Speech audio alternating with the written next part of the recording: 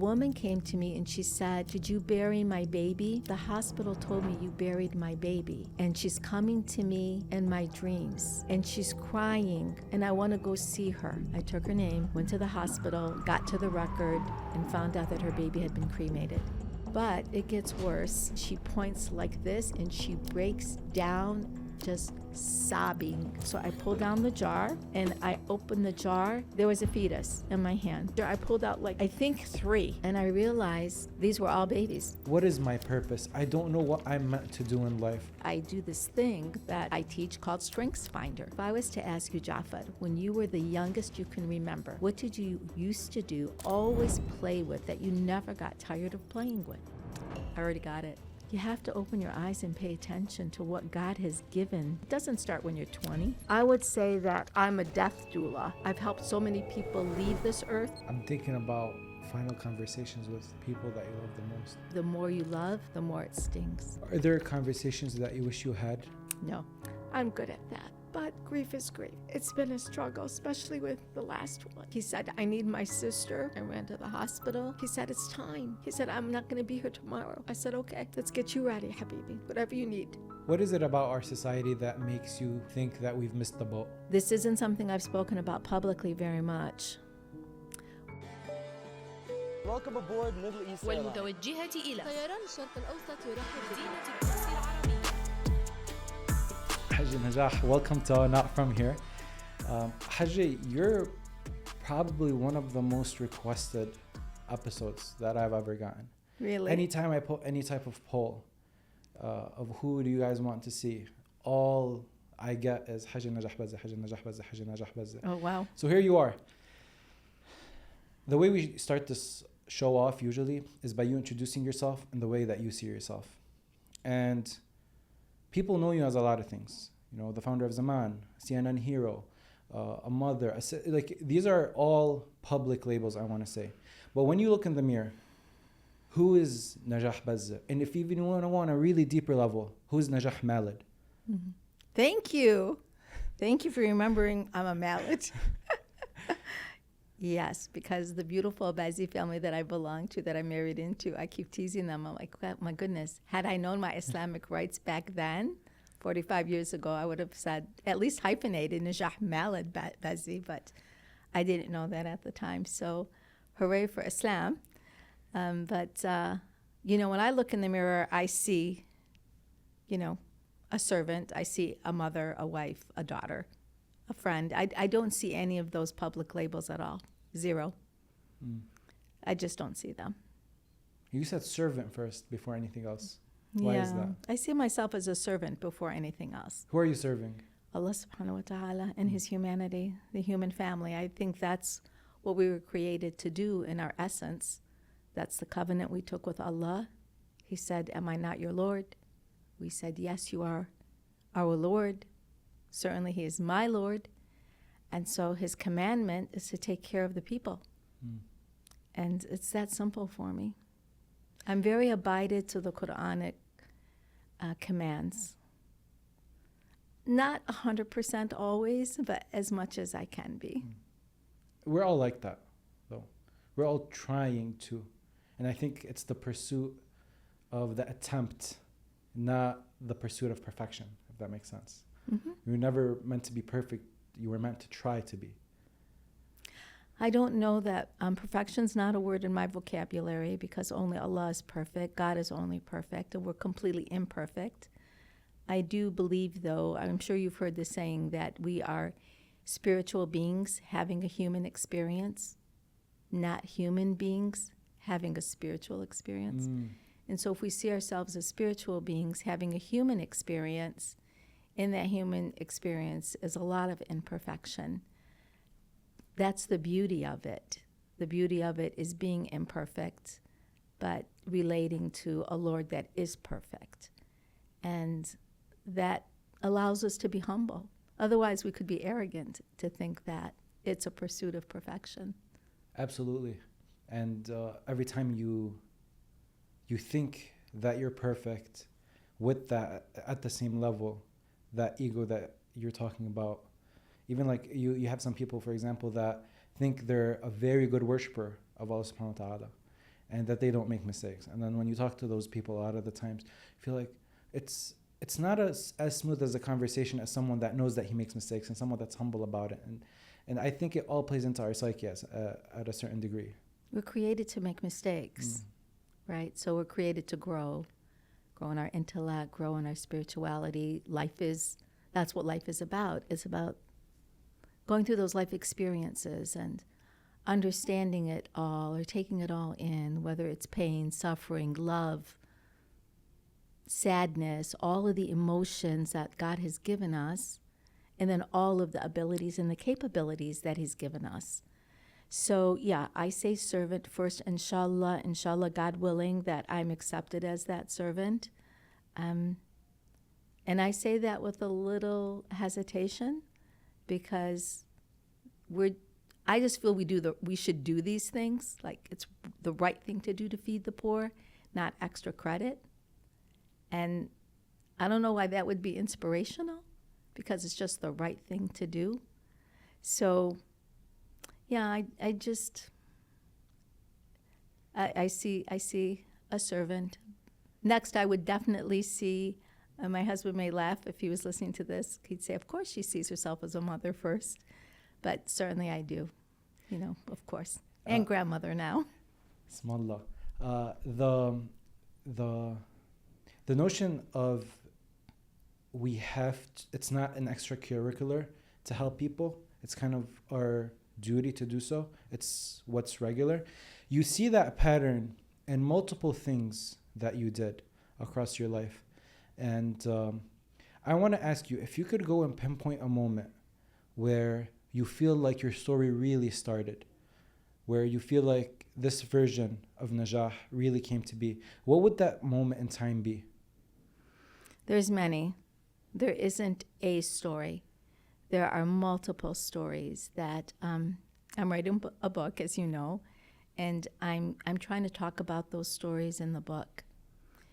I think the starting point for me, though, at some point in time, even though it may not have been when I was a child, it certainly was when I was an older adult. It was certainly when I was in Hajj, because I remember that pivotal moment of, we ask Allah for things, we ask God for things, and we're often told by scholars, ask God for what you need, do your dua, ask God for what you need. One pivotal moment was at the Kaaba. I love going to Hajj, and it was under the Golden Gutter, the Mizrab al-Rahma. And, there's some sort of magnetic force, some sort of spiritual force on that particular wall. And you see people just fall apart. And I was having that falling apart moment. And Imam Zain al-Abidin came to my mind because he often prayed there. And I realized it was what I call a spiritual synapse. And that's what I named it. And that's what I continue to call it. It was just at a moment where I realized I'm asking him what I need. What I should be asking him is what he wants from me, not what I want from him. So in a split second, I changed my dua to make me what you want me to be, not what I want to be. Because if it's what I want to be, I might certainly fall. If it's what he wants me to be, my chances of getting there are going to be a whole lot better. But that mindset allows you to fill your container, and then when Allah subhanahu wa ta'ala knows you filled it with what he wants you to be, I feel like the lid can come off and more capacity can come in, and God can take you to the next level of what he wants you to be. So I kind of see it as a spiritual maturity. But that was in that moment. But there were other really key moments since I was a young child where they're very vivid, and they changed something in me so deep that I could never go back. Yeah. And any of those had to do with your parents at all? Of course. One had to do with my aunt. She was my khalo's wife and the daughter of Najah Bazzy, the first imam here. And they lived in Detroit, and her home was open all of the time. to all of these kids on the block. It was like what we used to call the Kool-Aid house on the block, because everybody would come over to her house. And one day in the mid-60s, 1967 to be exact, I was 7 years old. It was the race riots in Dearborn, Detroit. These are national race riots. And the city of Detroit had gone through a horrendous time with the race riots. And I remember watching her pick up a baby who was African American, black baby, and started kissing this baby like crazy, just, kissing that baby, showing total love. I remember that so well because I was then taught to close the doors, lock the doors. You grow up in Dearborn. Dearborn was very white. Dearborn was very racist. And she gave me permission to enter the world of all of us. Had I not seen that moment, because I loved her so much, I probably, may have been different. But in that moment, if there was something called racism, it was erased from my heart at a very early age. That's the power of an adult giving children examples of how to be. And that was a powerful example. Of course, my parents, my grandmother, but my father is Shia, my mother's Sunni. And I grew up in what I call a Sushi household. And I think what my parents taught me, especially my mother, my father too, though, my father was very patriotic. He was an army man. He served in the military.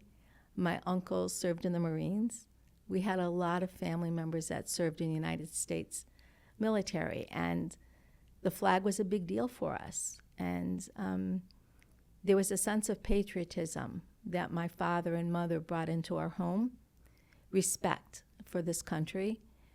Maybe they might not have agreed with everything, but there was certainly a sense of respect for religious freedom. And they used to talk a lot about that. But my mom's open-mindedness to everything was extraordinary for her time, and still is. She's extraordinary. And I think that open-mindedness, just led to a household of open-minded people, open-hearted people. Open-mindedness in the sense of accepting everybody, that type of open-mindedness? No. Open-mindedness, like in the Sunni-Shia context, my mom would say, I don't understand what this issue is. We believe in the same God. We read the same Quran. We go to the same Hajj. We fast Ramadan the same way. We pray the same. In this house, we don't have that issue. And so I have a very mixed family. And so even though I grew up in Dearborn and I grew up in Shia centers my whole life, it was this idea that Islam had broader borders than other families may have grown up with. The expansion of our idea that Allah subhanahu wa ta'ala, my mom used to say this, if he created Judaism and Christianity, maybe Islam is also a variety of things. Of course, I studied on my own and I chose what was best for myself, but that was a personal journey that I went through. But that was the kind of talk she would have. But I was raised very culturally Arab, very much so. When people buy a house, they tend to think that they have to close with whoever title agency their realtor tells them to. But in reality, you have the right to choose your own title agency. And that's very important for the closing process, to make sure that the house is in your name and that you don't owe any outstanding bills that you might not be aware of. And the title agency that I closed my house with is Venture Title Agency. They were great at informing me of every single detail at closing and making sure that I understand exactly what I'm getting myself into. And the best way to contact Venture Title Agency is in the link in the description of this episode. I have a question for you. Why would you pay big box prices for the exact same furniture? At Detroit Furniture in Dearborn, you'll find the same name brands that big corporations carry, including Ashley Furniture. Top mattress names like Tempur-Pedic and Serta, and all the styles that you've been eyeing, but at prices that the big stores simply can't touch. They're family owned, there's no corporate markup on them, and there's no pushy sales pitch. It's just great furniture at incredible prices. Head to Detroit Furniture, 6060 Miller Road in Dearborn, or click the link in the description of this episode to see everything that Detroit Furniture has to offer. When you get into a car accident and you're busted up and you go through the physical therapy process, all that's in your mind is how do I get better and get back to who I was before the accident. You don't want to deal with insurance claims. You don't want to deal with paperwork.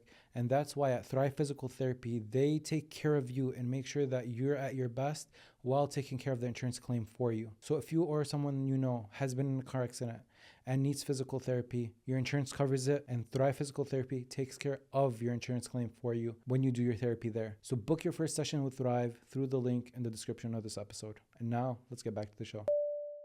This Shia Sunni dialect, as I got older, I started to understand how damaging it is, because on a worldwide view, the people hurting us the most don't care whether you're on the Shia side, whether you're on the Sunni side.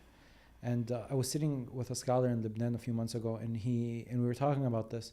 He told me Allah subhanahu wa ta'ala is way bigger than like mere humans debating or fighting over a thing.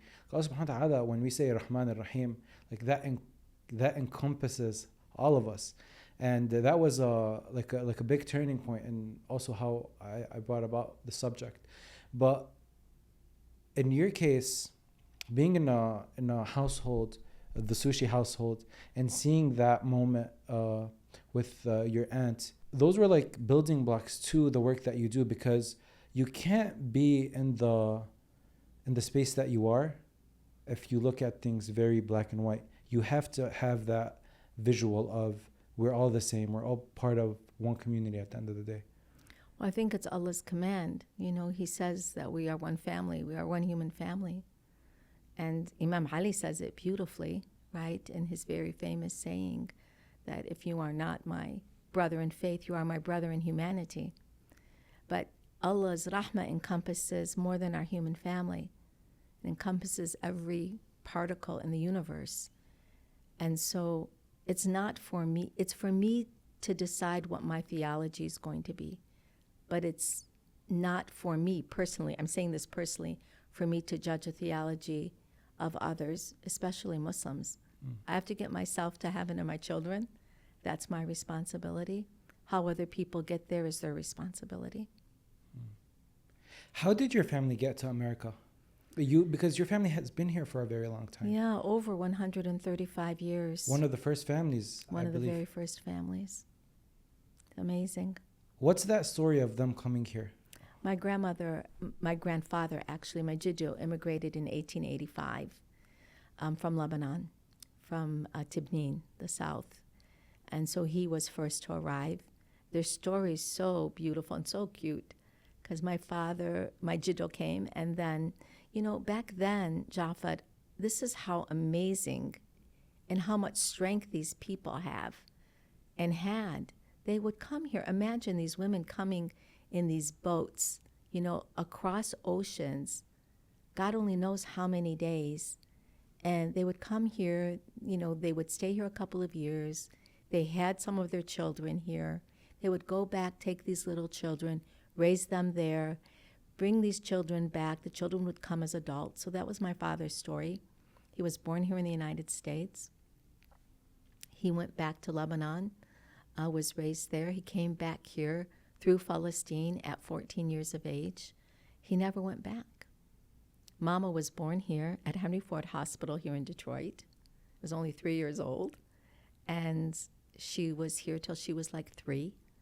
Her mom took her back to Syria. My mom is from Syria.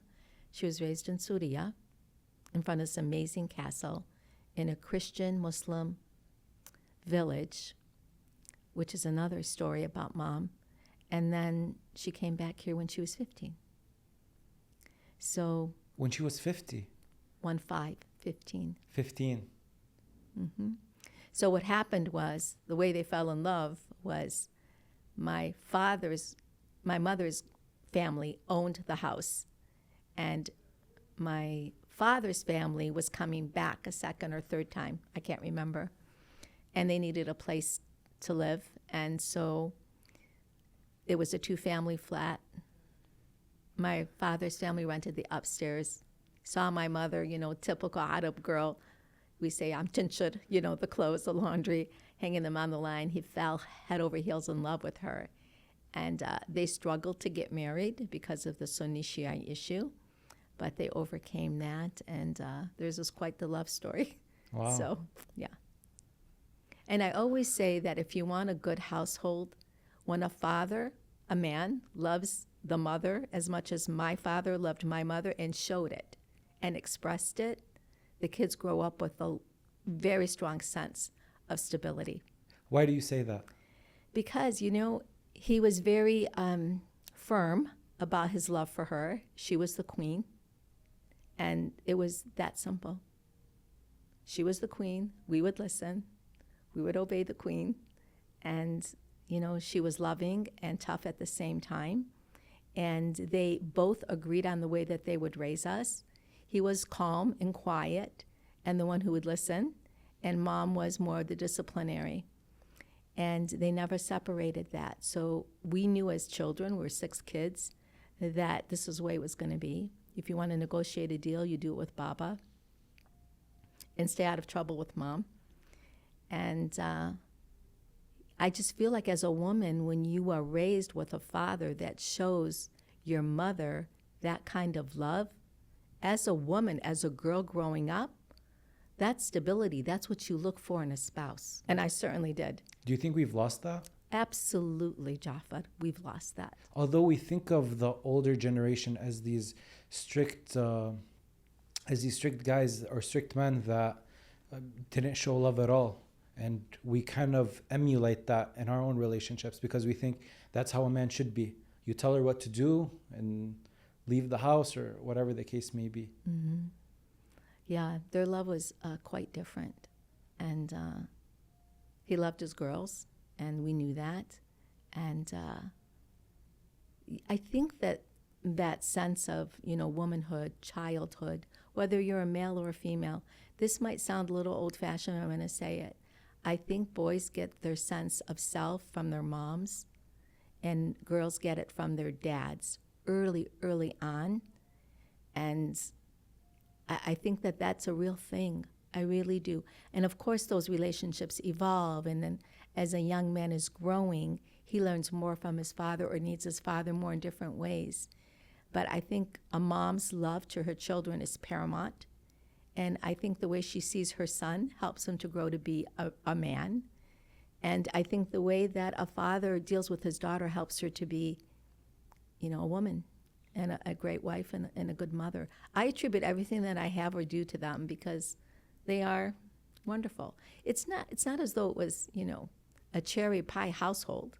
It's not that. But definitely there was love. There's no doubt about that, and stability. Why do you think men are like this then? Where they think the way to a stable household is being firm and almost not being present? I don't know. Something's missing in the equation. Something's missing in their upbringing. Because it's odd, because even our faith doesn't tell us to do it. Like, our faith doesn't tell us to do it. It doesn't make sense to do it. But for some reason, culture has us in this chokehold that says this is the only way. That is not the only way. In my opinion, it's the wrong way. It's a shared value system. But, my father and mother, they would laugh in front of us. They would joke. I mean, they would hug. On an occasion, they would do a little bit more. They would go out on dates together. They would get dressed up and go out, and we would watch them do that. And, there was a lot of pride in their marriage. Of course, they fought a lot, like every other, most couples probably did back then. But they were a team. That's the bottom line. And it wasn't one hand over the other. It was this. It was a handshake. And each had their strengths, each had their weaknesses. They complemented each other beautifully. And here we are. And it's carried on through the generations. Like you and your siblings, you see that pattern that they all looked for that same type of love that your parents had? Absolutely. That same kind of stability, I would say. I want to kind of fast forward a little bit, and you going the medical route, you wanting to be a nurse. Does that come from someone suggesting, hey, Najah, I think you'd be really good in the medical field. Maybe your grades were good. Or does that come from something deeper than that?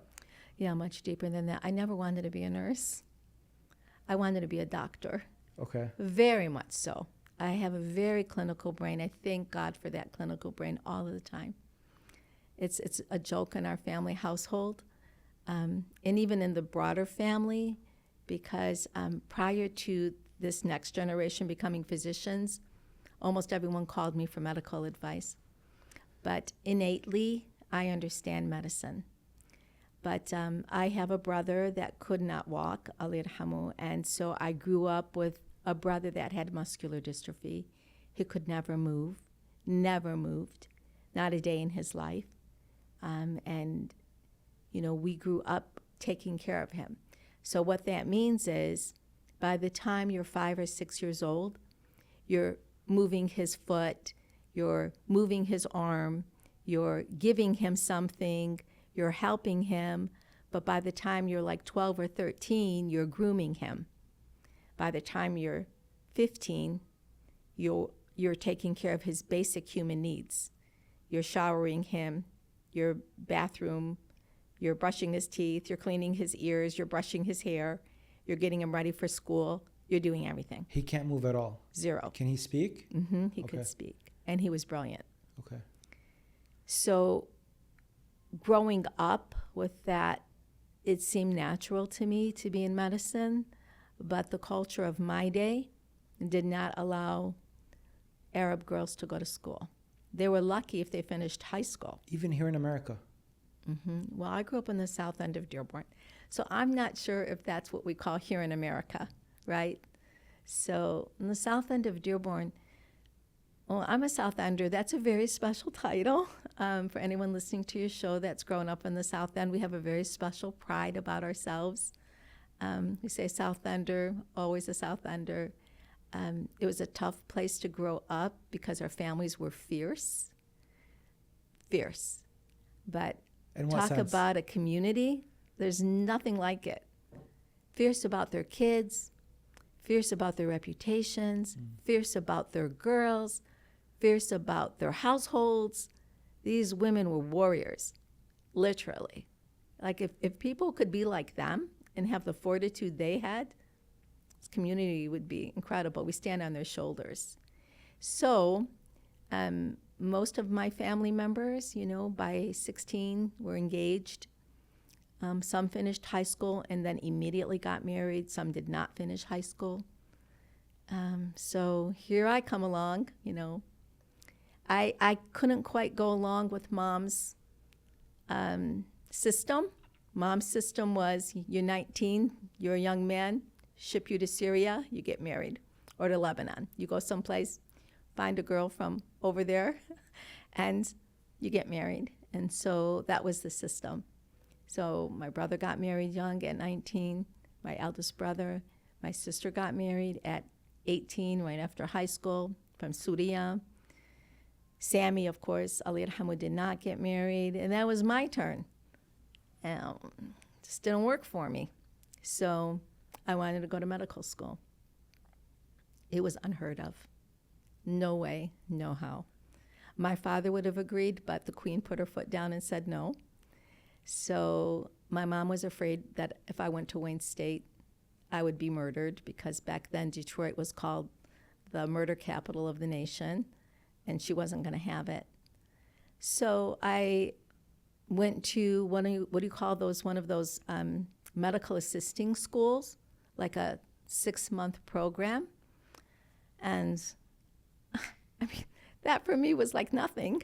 So I came back to my dad and negotiated with him, and I'm like, if I can't go to medical school, talk to Mama about letting me go to nursing school. And so... You couldn't have that conversation with her? No. No, because for my mom, what we say in Lebanese dialogue or dialect, ست البنت جوازها. So my mom would say, you have to get married. That's just the way it is. But that's not what I was going to do. So Why? why would I not want to do that? Yeah, if that's the norm all around you. Well, Why? What made you feel like you had to be different than that? Well, I wanted to fall in love, first of all. And we were quite sought after in our family, the girls in our family, because we were raised in a very special way. We had all of the etiquette of being Arab. And, we were what would we call now mhadabin, and so the door was always being knocked on. And people came from different countries, but it wasn't going to happen for me. I just kept saying no. And, we'd have to do all these kind of crazy things, like go make the coffee, like you see in the Turkish films. Make the coffee and, and add them the coffee. And it's like, I was like, what is this? Like, I'm not on display here. That's what I'd be thinking in my head, right? But I understood my mom's heart and my grandmother's heart. I got that. I understood that that's what they wanted. But I wanted to go to college. And so my dad negotiated the deal. Luckily, we had moved to Dearborn Heights, and Henry Ford Community College was like literally a 5-minute drive from the house. And they had at the time one of the best clinical nursing programs in the country. And it was only 2 years. So my dad convinced my mom, and that journey began. So. Does that mess up your relationship with your mom at all? 0. As long as your dad talked to her, so you negotiate with dad knowing that your mom's against the idea, but your mom doesn't take it in a bad way because you negotiated with your dad and your dad's the no, one not at all. No, not at all. And once I started, she was the biggest fan, the biggest proponent. Wow. Yeah. I still had to do everything, all of my responsibilities, because I cooked, I cleaned, I was married to the kitchen sink. I'm one of those girls who was doused in how to be what we call sitbet. If you were to come into the house, it's pretty clean, pretty spotless. Everything's always a muratab. There's ways that my mom taught me to be. Syrian women are very much like that. They have a lot of different adabs about the household. So we were taught all of that. Even my brothers were taught that, not just the girls. So, that was still there, and I'd pull all-nighters and study. I still had to take care of Sam. I didn't neglect any of my family responsibilities toward my parents. My mom at that time was working with my dad in a business that they had. But I remember putting up 206 bones of our human body and having to study them. And I remember my mom coming in. My mom was illiterate, but my mom is brilliant, by the way. MashaAllah. You would never know that she was not literate. She is brilliant. And she would just look at those bones like on the wall that I would tape up. And I could see that. I honestly think had she had the opportunity to go to school, we always said, Mom, if you had the opportunity to go to school, you'd be in the White House.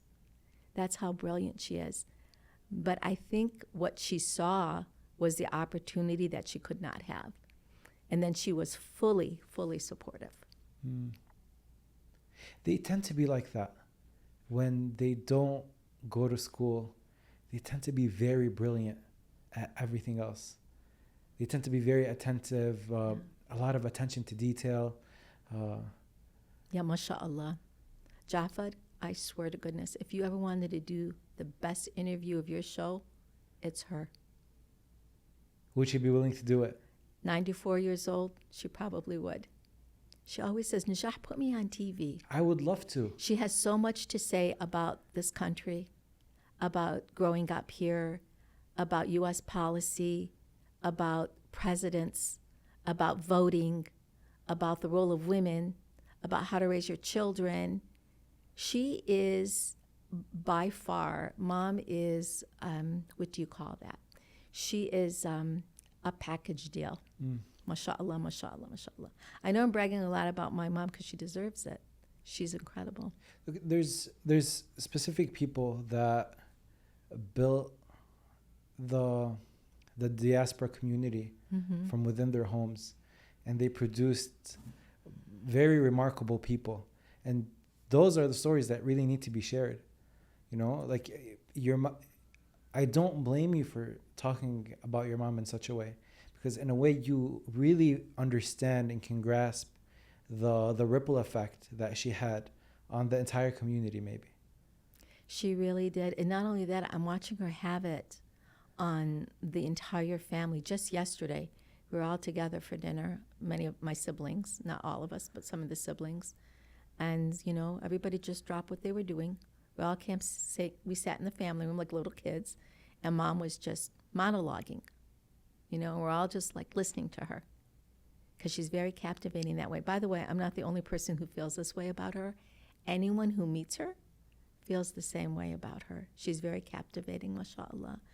But she was very tough, very strict, very strict. And you better have lined up. But if you did something wrong, she never defended you. And she would always say that. And now she says what's wrong with the way people raise their children is the mothers and the fathers defend their kids. They go to school and they tell the teacher's wrong, my child is right. That would never have happened in my mom's day. What's wrong is wrong and what's right is right, and it doesn't 100%. Matter who that person is. Nope. She drew a hard line with that. Then maybe we can get this set up. It'd be great. You might have to come to her house to do the interview. That's fine. That's completely fine. We'll take the setup there. There's this moment in time when you were working and you really got a bad taste in your mouth for poverty and what poverty does to people. Can you talk to me about that story?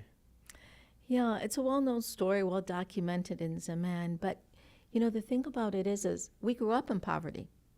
In the south end of Dearborn, we were the poor kids, but we never knew we were poor. That's a very common theme from the guests that were raised up in the south end. They all say that we were broke, no money, but we would never know that we didn't have money. We never knew, which is phenomenal. And I say that's because we were so loved. None of us knew that we were the poor kids in Dearborn. We never knew that. Anyway, but that particular story, you know, there's so many stories in medicine that happened that were just life-pivoting, life-changing, and literally life-changing. But the one story that you're talking about, you know, I took this job at this hospital here in Dearborn, not because I wanted to. SubhanAllah, it's because I wanted to be able to, I didn't work. I wasn't a working mom. I was a stay-at-home mom. My husband was working. He was traveling across the world. That's where his work was, mostly overseas. So I was home with the kids. And I left work. I wanted to raise my own children. I started a glove company at the house, you know, emptied 53-foot semis, took the kids in a minivan, and I'd go sell gloves and, you know, medical gloves and masks, things like that. We'd make a little bit of a living to help out our family, but I stayed home. So when I decided to go back to work, Yusuf was already 4. I'm not a big proponent of putting kids in school early. I'll do a whole nother show with you just on parenting. Okay. Because I have very strong feelings about how we're raising our children these days. But the long story short, I negotiated a deal with the hospital to say, if you allow me to build the first national program for Muslim healthcare, then I will give you 24-hour coverage, 24/7 coverage. I'll be on call for Muslim patients and some of the issues that they're having because the hospital was struggling with that. But I'm my own boss. I come and I go when I need to because I want to drop off my children at school and I need to pick them up. And so they gave me that flexibility, and that's how we landed the job. It's not because I actually wanted to go work there.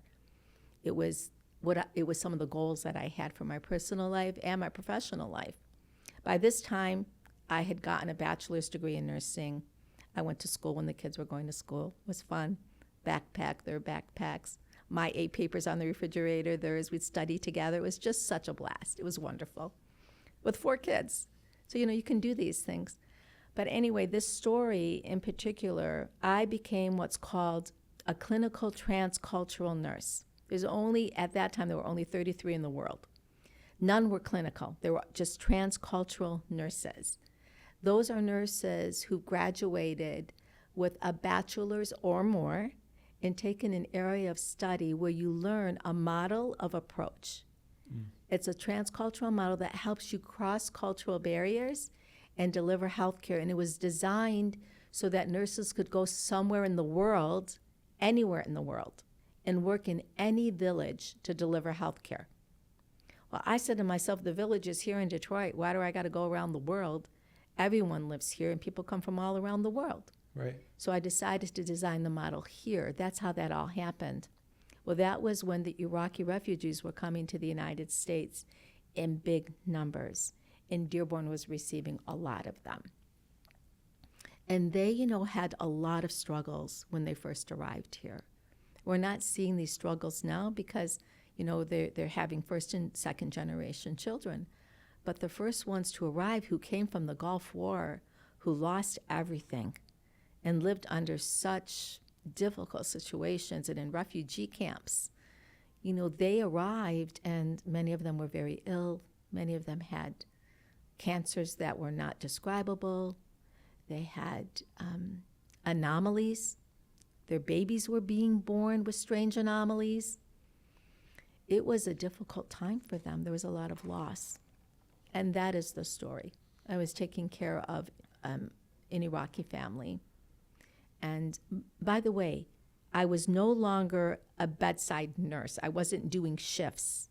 What I was doing is solving ethical issues, medical ethical issues. I got a subspecialty in medical ethics. So I was solving problems for patients and writing policy for Muslim healthcare, that kind of thing. So this particular couple had twins. The first one died. The second one remained alive. By the time that second infant was, a couple of months old, had never left the neonatal intensive care unit, there was a lot of judgment about the parents, which broke my heart. Like, she doesn't come to see her children. Well, of course she doesn't come to see her children. They have one car. Her husband's working. He brings her when he can. But, there's a lot of, what's the word I'm looking for? Opinions about people who are different. And so I was very supportive of that family because they'd lost their first one. And the second one wasn't going to make it. The second one was blind at birth. The guts were born outside the belly, on a ventilator. And, subhanallah al-azim, in America, we talk about quality of life versus quantity of life. This baby had a quality of life because this baby gave birth to Zaman. Perhaps that was the baby's purpose for its life. I'm not sure. But ultimately, the physician wanted to remove the baby from the ventilator.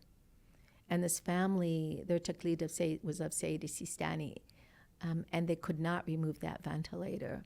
So the hospital took it to the ethics team. The ethics team cut me out of the ethics team. I was on the ethics team. They barred me from that particular case. They felt I was too close and not objective.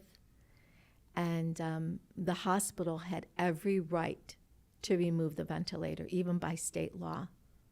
I couldn't see it. And so, that justice in me I said, we'll figure it out, and we can't do this. Bad for the family that they'd have to live with that. And B, it's a PR nightmare for the hospital too, because the Iraqi families were getting sick and tired of the way they were treated there. And I don't blame them. So long story short, I managed, I think by the grace of God, honestly, because I can't this is not a typical way for a story to unravel. But the neonatal intensivist, she said, I can't treat this baby anymore in good consciousness. I can't because this baby's just suffering. And so she's the one who called for the ethics case and the removal of ventilator. I got involved heavily in the case, and I managed to use the nursing model that I was trained in. And it teaches you, Jaffa, 3 key principles, and I use them always in my life. How do you accommodate something? How do you negotiate something? And how do you repattern something? And so I used the power of the theory I was trained in, and I got the baby home on a ventilator with a little bit of hospice support.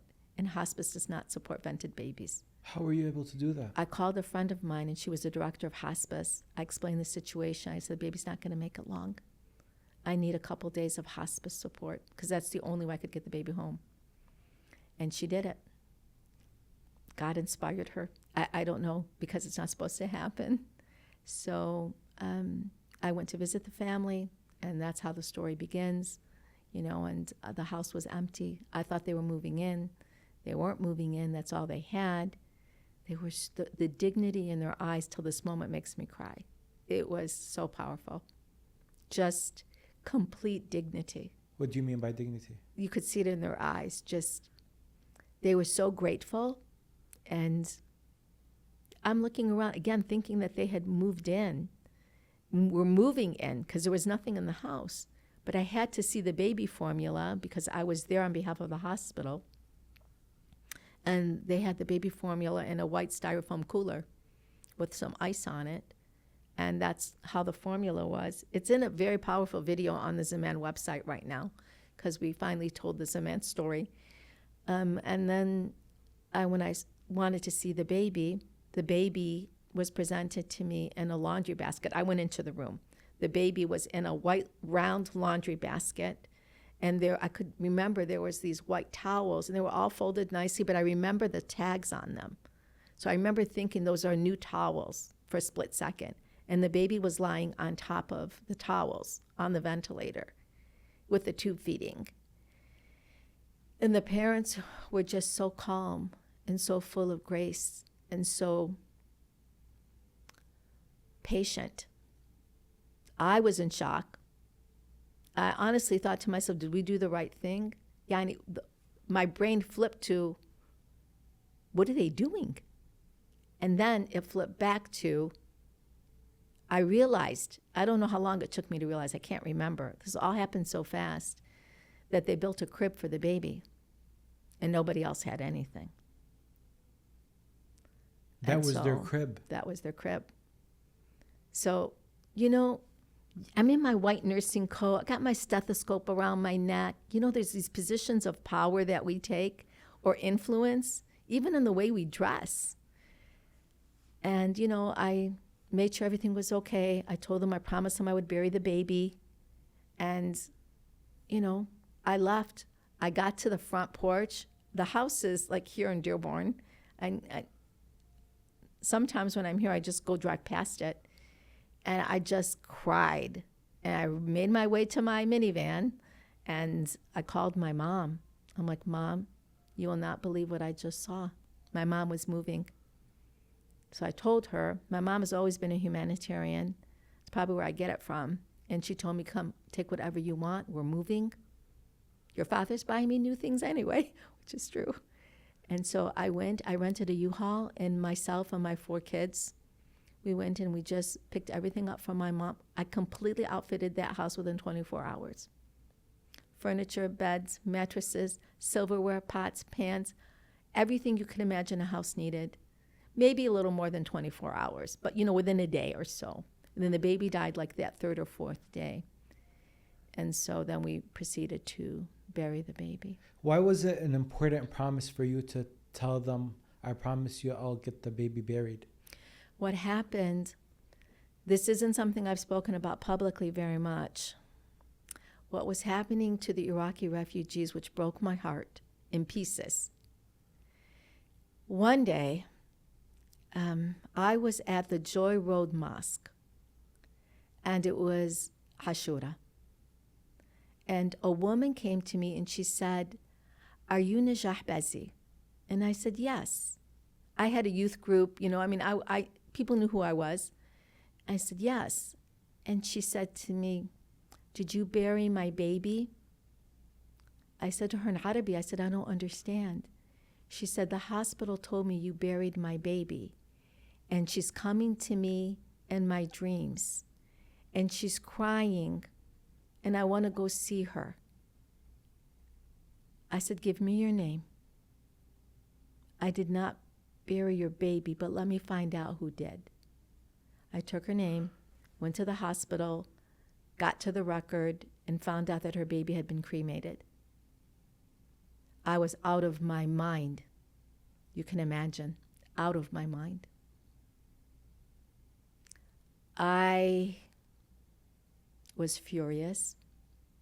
I told the hospital, I found out how it happened. And I told the hospital, I refuse and I will not defend what happened here. You need to tell this lady what happened. They told the lady after her baby died that you buried her while they went and cremated the baby. No, not exactly. What happened was there's a form. It's called the green disposition form in a hospital. And you have to sign it when there's a fetal demise, a miscarriage or whatever. And the parents have to sign it. Well, a lot of the Iraqi refugees did not know what it was. How are they supposed to know? Because nobody translated it for them. So what I came to learn was not just her baby, many babies had been cremated. Because Medicaid only paid $75 toward like an infant burial, and you could only cremate for $75. So whoever was giving these moms who lost their children this green disposition paper, they were not explaining it correctly. These babies were going to a special lab that was at the University of Michigan.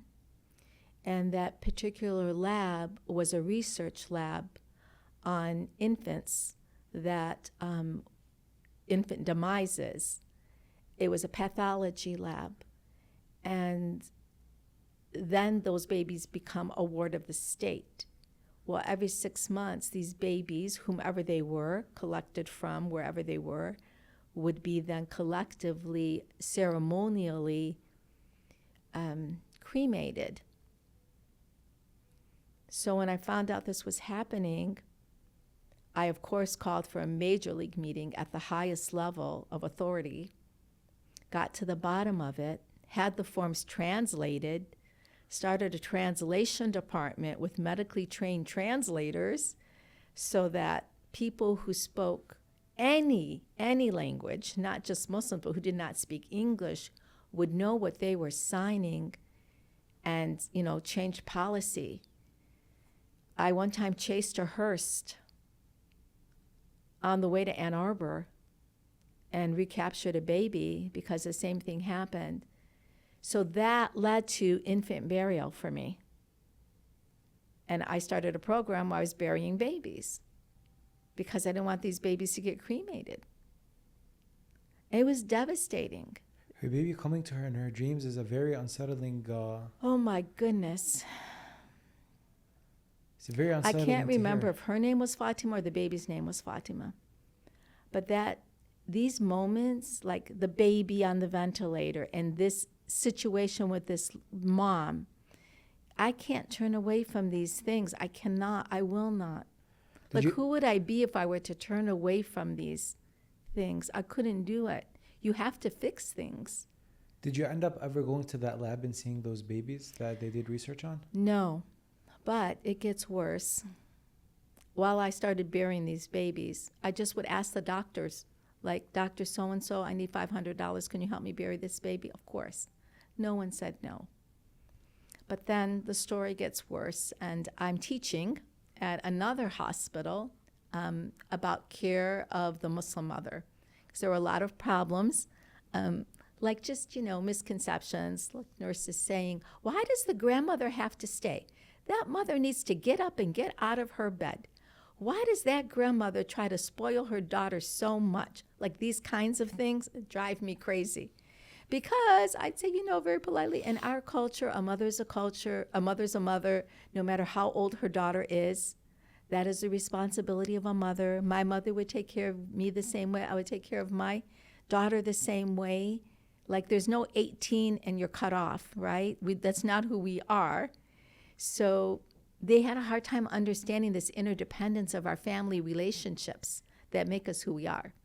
So one day I was teaching a group of nurses who were mother-baby nurses, OB nurses, and there was a lot of issues around labor and delivery and, female providers and not letting male providers in the room and, hijab. And it was like 1996 to 2002 was all this stuff was going on.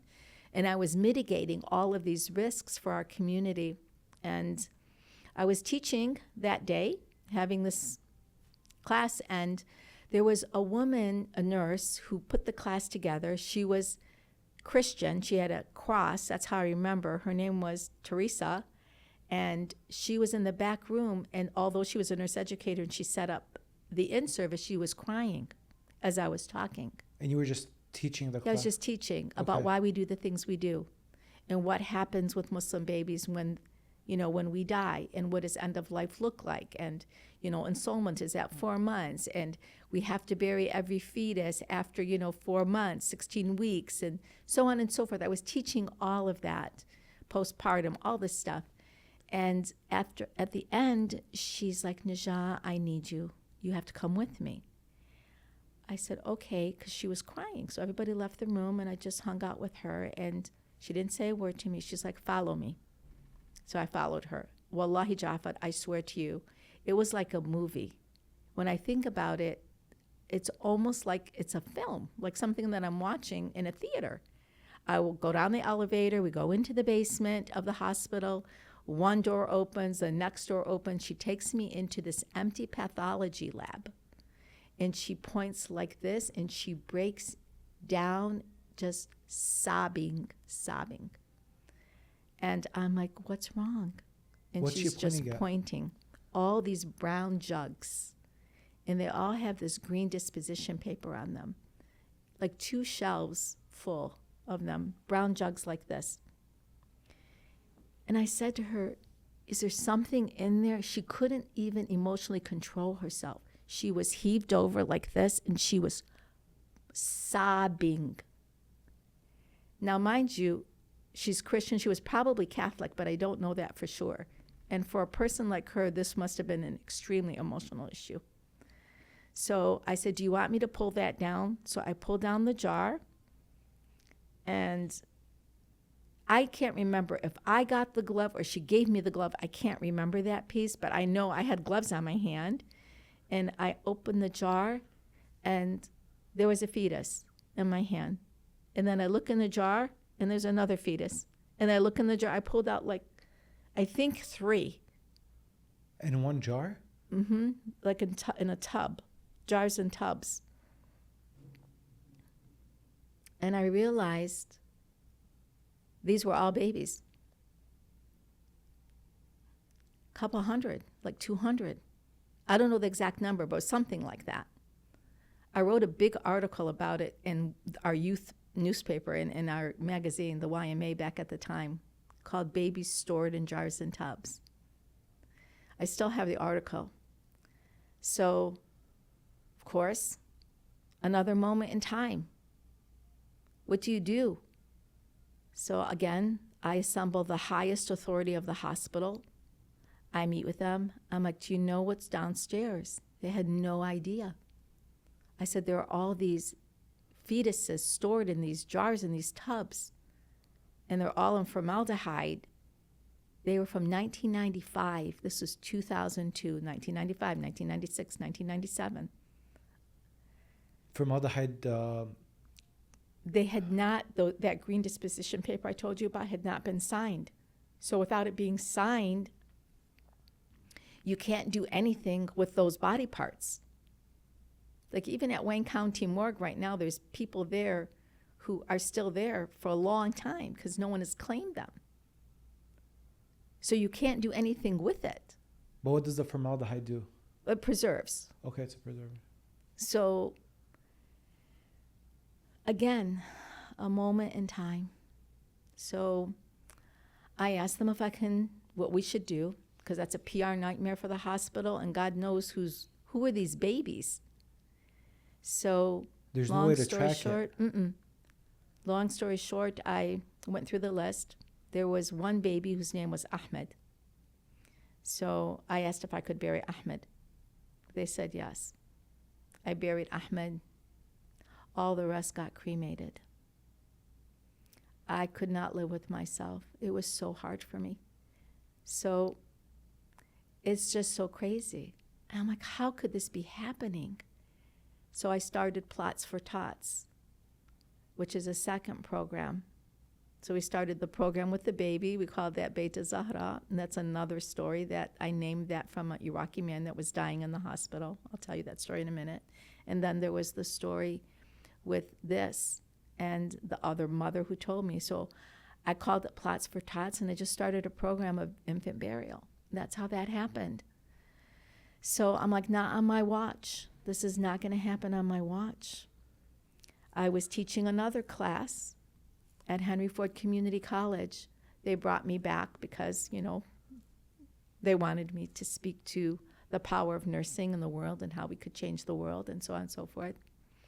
So it was a couple hundred people at that lecture. I was a keynote. And I was telling this story, and a woman stood up, and she came to me at the end, and she was very smiley. And she said, I'm the one who cremated all of those babies that you saved.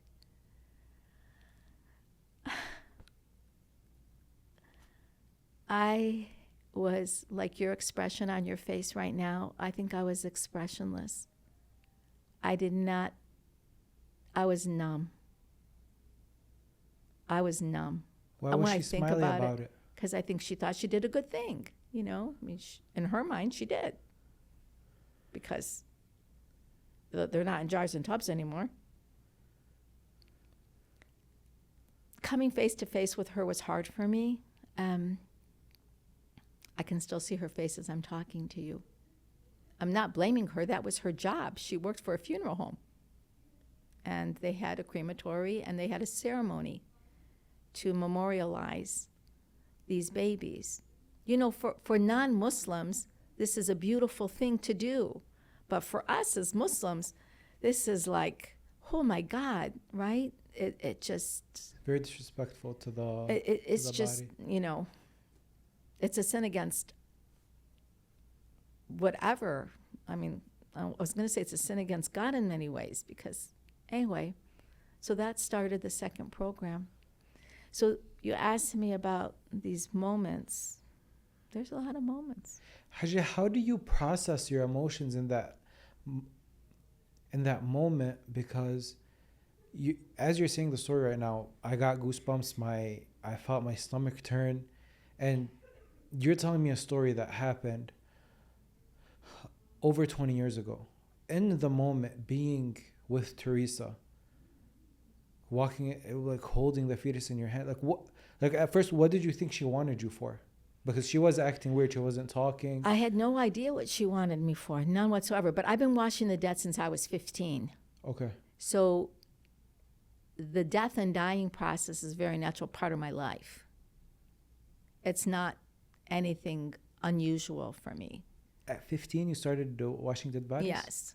Mm-hmm. How did you get into that? The aunt that I told you about, the aunt that was kissing the baby, her father taught her how to do ghusl al-mayyit. There weren't many people in the community that could do that. And one day, I was very close to her. All of the kids in the family were close to her. She was carrying this bag, and she was going to Toledo.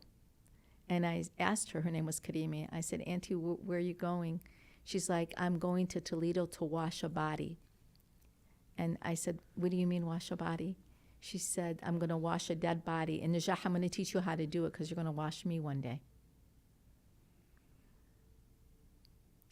I said, okay. So she never taught me, but I did wash her. And yeah, I learned. And my mom used to also help with that, and one of my aunts. And we learned from the old hajis in our community how to do it. You know, and I've passed that on. We have washrooms now, all these ghusl rooms in our mosques, and very highly trained teams of people who do the ghusl now. So yes, so death and dying for me wasn't an unusual thing. So you asked, how did I process my emotions? You know, the only thing I can tell you is that there's always this thing that I remember that I learned. And I learned it when we started the YMA, the youth group, and we finally had English speaking, you know, programming, which was, you know, a global phenomenon for the Muslim community to have, you know, this theology translated into English. And the hadith was, the Sayyid taught it to us from Rasulullah alayhi salatu wasalam, that said, if you see an injustice, you must fix it with your hands. And if you cannot fix it with your hands, you must speak out against it with your tongue. And if you cannot speak out against it with your tongue, you must condemn it in your heart. And the third is the weakest of faith. It's a call to action. It was simple. That was simple, basic 101 faith for you. Just this is what I'm supposed to do. Just do it. You have to do it. But as a mom, did that not weigh heavy on you? You're going back to your 4 kids. You're talking to people that have lost their kids, and you're figuring out that their kids were cremated. Surely you would have to have related those incidents to your own family. And we tend to do this sometimes when we see something difficult happening in front of our eyes, like, for example, the war back home. We tend to think of our own kids, our nieces, our nephews. What if that was my niece? What if that was my daughter? So was that feeling like that for you? I honestly can't remember. I mean, I do remember a lot of nights coming home, you know, crying over certain cases. But I raised the kids around the kitchen table, both Ali and myself. Like, we had open discussions about all kinds of things.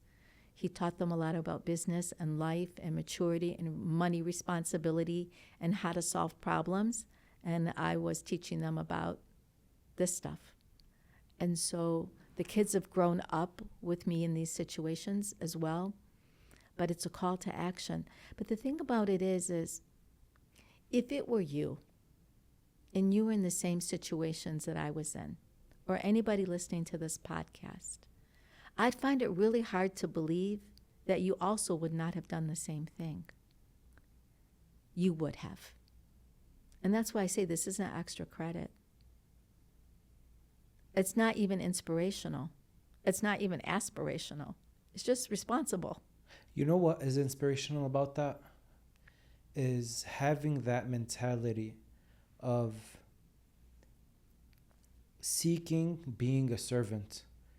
And what I mean by that is a lot of us don't have that mentality that we are servants. We feel like we don't amount to much naturally. We think that people that do the things that you just did are superhumans, for example, are actually the needle in the haystack. There's not much of them. I think if all of our mentalities were, I want to be a servant, and thus every situation that I am in is there's a judgment that I have to make in that situation. How do I serve? Because as a servant, I have to plug that into every situation that I'm in. I think if you don't have that mentality, you won't do the things that you did. But I don't think it's wanting to be a servant. Or seeing yourself as a servant. Or even seeing yourself as a servant. I don't think it's that. It's that we are created to serve. Mm. We are created to take care of each other. Do you see the difference? Yeah. It's not what I aspire to do. Because I feel like that's a little arrogant, like I want to be a servant. No, I want to be what you want me to be. And if I depend on Allah and I have that tawakkul and complete trust, that He will listen to that dua and that He will allow me to be what He wants me to be, because that's His responsibility. He created me. So if I'm asking him for him to make me what he wants me to be, then I should be abided to what he wants me to be. True. So if he puts me in a time and place, and by the way, it's a little bit of a way of chickening out of the day of judgment, and I admit that, because if I truly believe and I submit to that philosophy, that I submit my will to the will of Allah subhanahu wa ta'ala, that at any point in time, wherever I'm at, whatever I'm doing, it is because he created all of us to be his servants. He says that, to be his worshipers. Correct. He says that. So when I go to Day of Judgment, I find it a little bit easier to defend the position if I've given it all up to him. Do you think we're scared of the answer, though? Me telling God, make me who you want me to be. Do you think people are scared of that answer? Because there's always friction of who I think I should be and who God wants me to be. And me as just a mere mortal, thinking that I know what's best for myself and this is the direction that I see myself going, versus I don't know what God wants me to be. So there's more friction there. So I don't know if people are ready for that answer. The thing about it is God is, as I teach at the retreats for the MYC, God is an active, purposeful creator. He gave each one of us our own skill sets. What I am, you might not be. What you are, I might not be. But he's given everyone a skill set. And he wants us to work with the skill set that he's given us. He's put it all together for us. And he's given us an intellect, the choice to do or not do, the choice to know or not know, the choice to choose him or not choose him. This is the power of the intellect. That's what makes us his crowning creation. That's what makes us above the angels, right? Right. Is that we have that intellect and choice. So that at any moment, I still have the power to say, no, I'm not going to do anything about it. Or it's not my issue, it's not my problem. But if we're created to serve and something is in front of you, and you have not just your Lord, but you have your prophet and the prophets before him and their lessons and the Ahlul Bayt and all of these incredible figures in our mind and our hearts, and they are the mantle by which we serve. You just serve. You're serving now. This is the talent that Allah subhanahu wa ta'ala gave you. Not everyone has to have these tragic stories like I have in my life. That's what I have. But that's not what you might have. This might be your calling. This might be your gift. And what I'm saying is, everyone has gifts. It's impossible to not have the gifts. Allah did not make it hard to get to him and to get to heaven. He made it easy for us to get to him and get to heaven. We just have to plug in. Then why does it feel like it's very difficult to find what your gift is?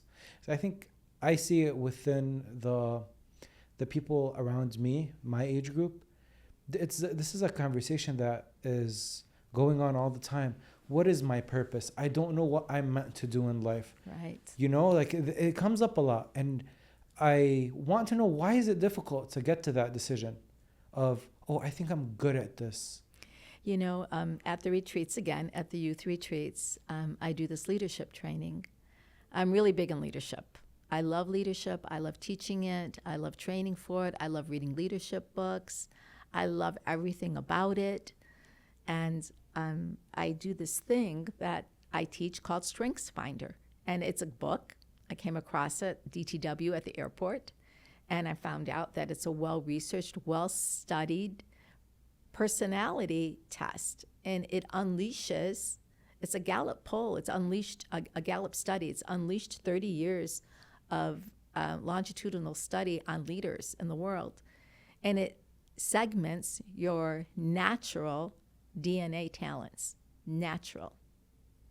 And so you work on your top 5 strengths. And I keep telling everyone, well, people who are with me, if you work at the NYC with me, you have taken a Strengths Finder, or I will not work with you. If you're at Zaman, you've taken a strengths finder, because I need to understand, how did God make you? Because if I can understand what your strengths are and I know your talents and your gifts, why not strengthen them and put them to work? So it's a DNA thing. It's really a personality thing. It's a DNA thing. Yes, but God has given everyone their gifts. How do you know? Let me tell you how you know. So I love teaching this. You know because there are certain things you've done your whole life. You never get tired of doing them. And so if I were to ask you, watch, it probably won't work right now because we're doing the podcast, but if I was to ask you, Jafar, when you were the youngest you can remember, I don't care where you take that, maybe you were 4, 5, what did you used to do, always play with, that you never got tired of playing with? What would it be?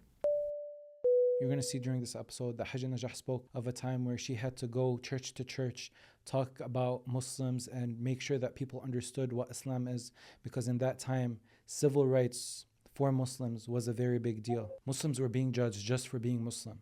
And in this time and age, that still might happen. And when that does happen, you need someone like Amir Maklid on your side. Amir Maklid has fought for civil rights and for Muslim civil rights for a very long time. And he's there in courtrooms fighting day in and day out to make sure that your civil rights are protected.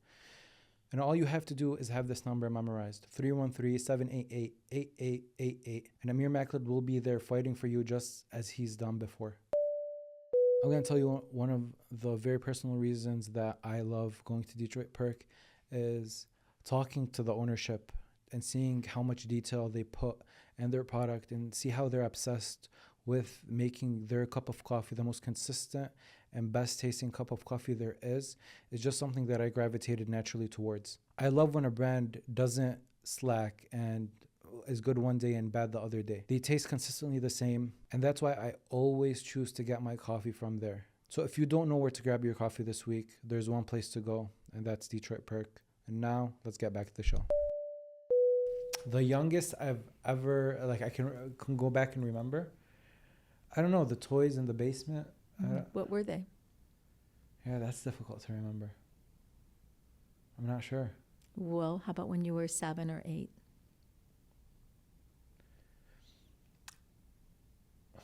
Would you gravitate toward?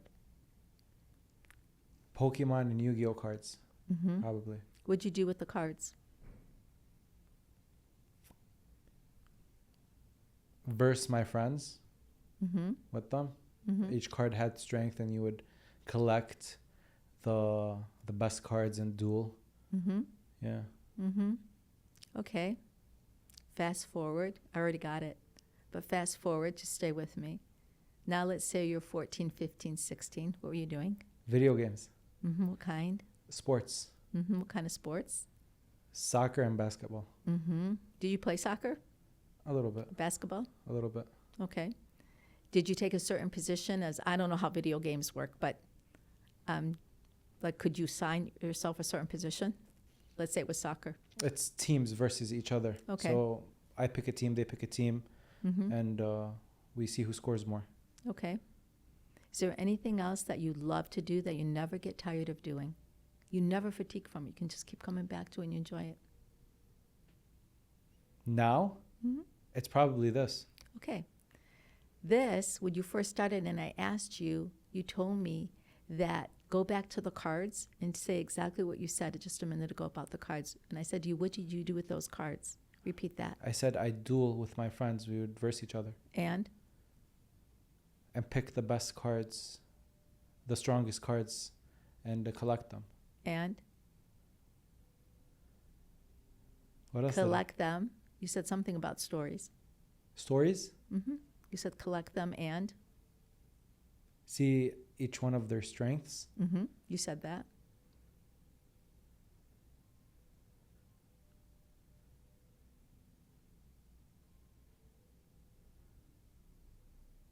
What else did I say?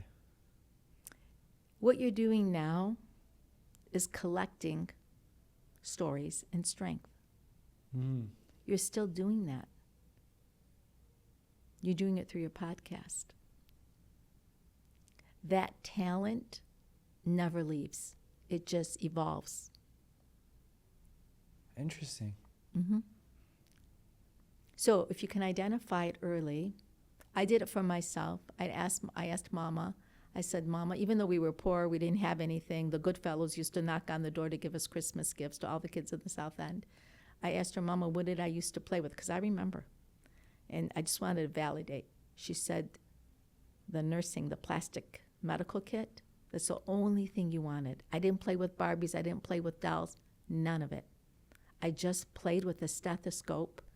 And I remember giving my brother Riyadh shots all the time. Like, he was younger than me by 3 years. He was the patient. Never wanted anything else. My father's army kit was my toy. He was a medic in the army. And he had this surgical kit.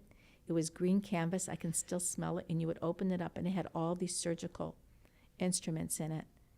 It was like it made my heart like just pound. And I'd like look at these instruments and forceps and pick them up.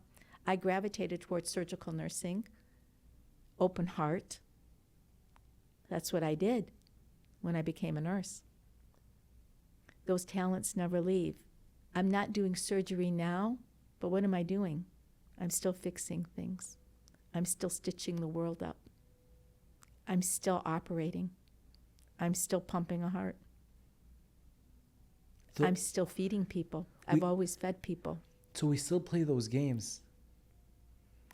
It's how we play those games. The talent and the strength never leaves. It just gets rerouted.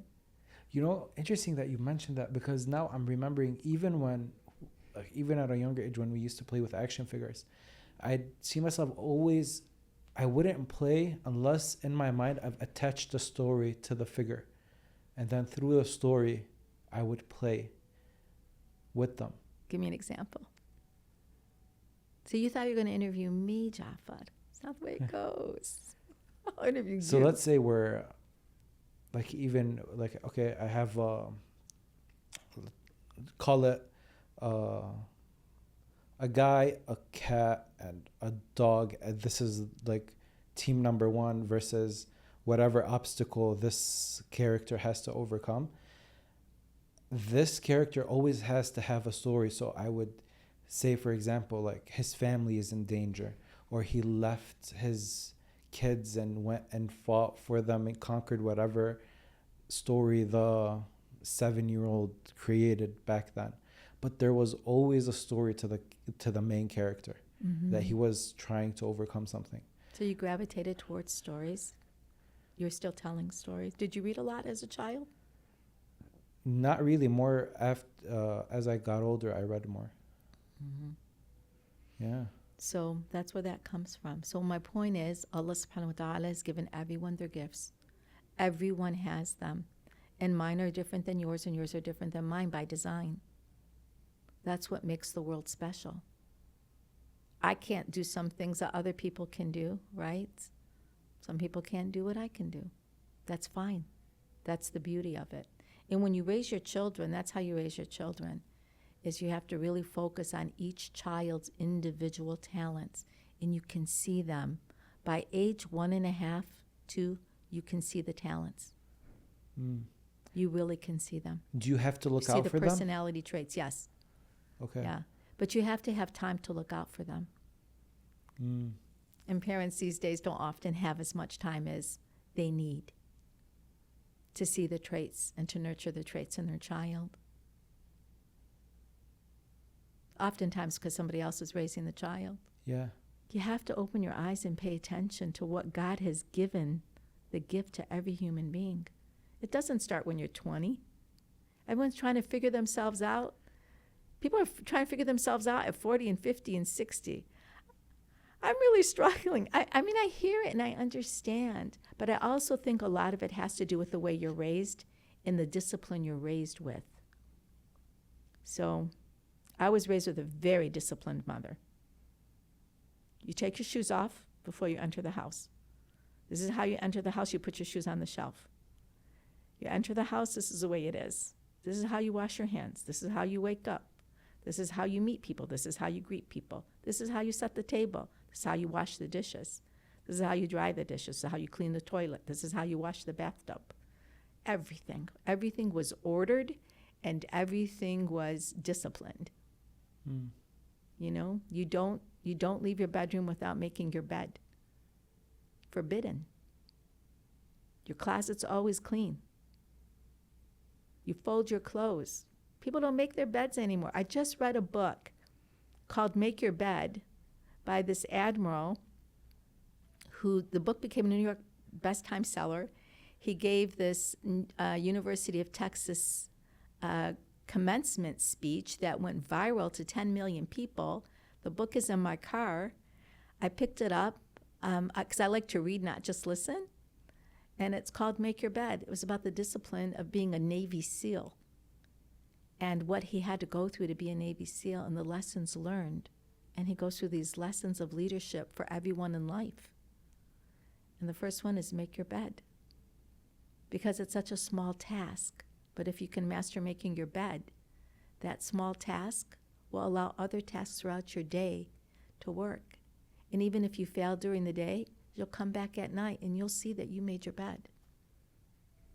My mom knew that, and she wasn't an admiral, 4-star admiral in the Army or the Navy. That's what's missing. And everybody just has so much these days. Not enough life skills, but a lot of stuff. Mm-hmm.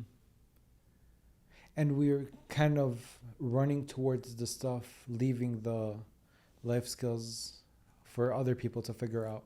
You got to raise your kids. Because it's not our problem. We go back to that same thing. You have to raise your kids in your kitchen. I believe in this. I know this might sound old-fashioned. I know that. And people need to raise their kids in the kitchen. It's the greatest lesson in the world. It's where you learn everything. I believe this. I'm serious. You learn everything in the kitchen. What makes the kitchen so special? It's family life is in the kitchen.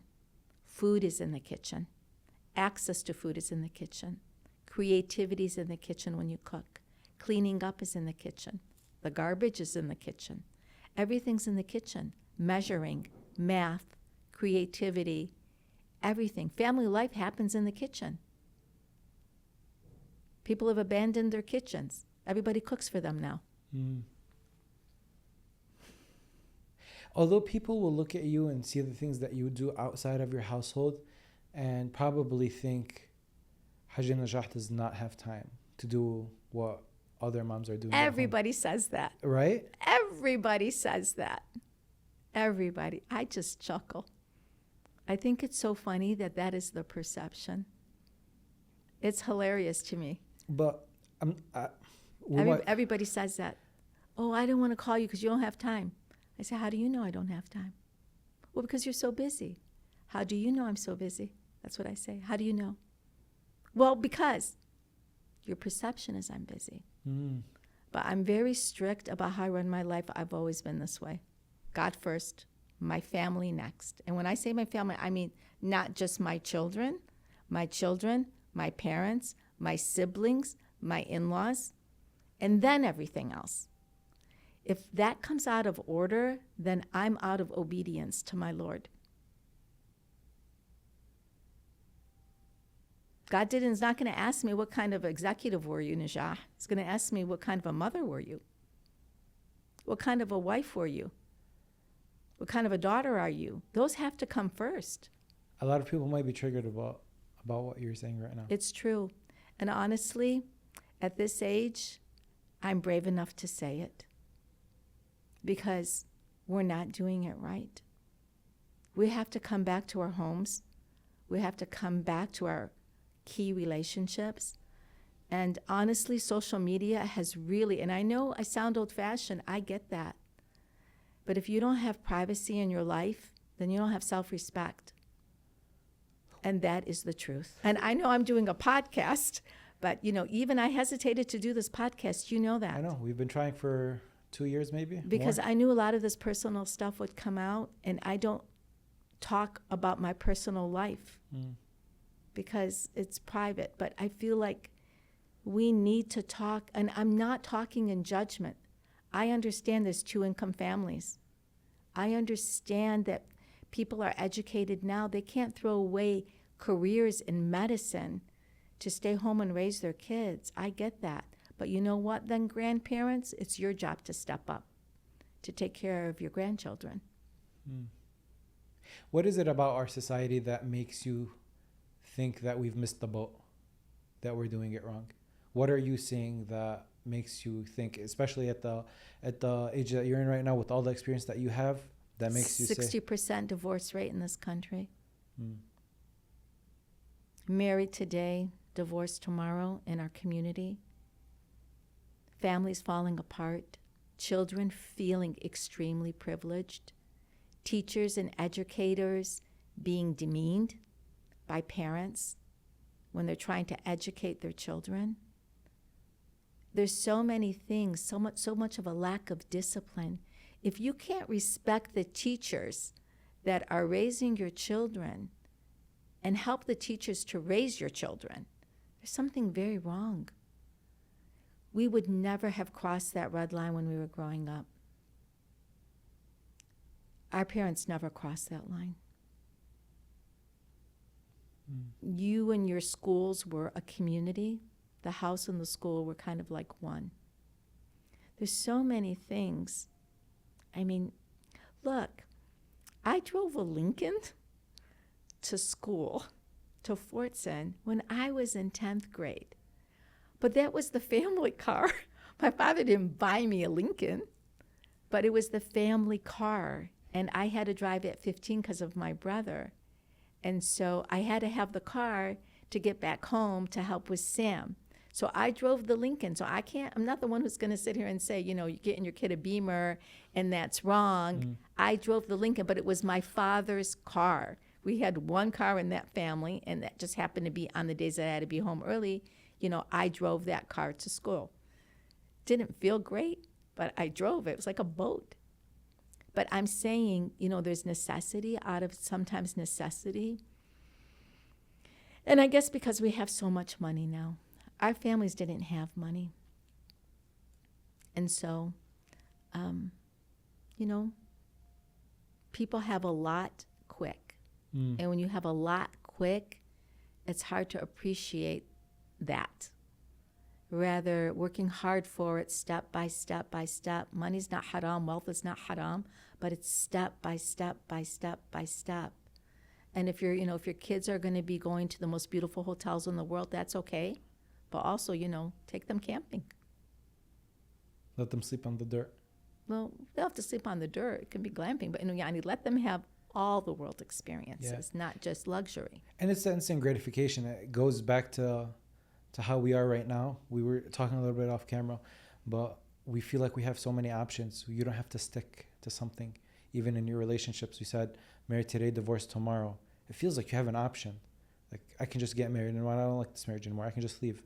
There's a lot of other people. Because people's core values are not aligned. I keep telling the young people, what are you looking for? Tell me what you're looking for.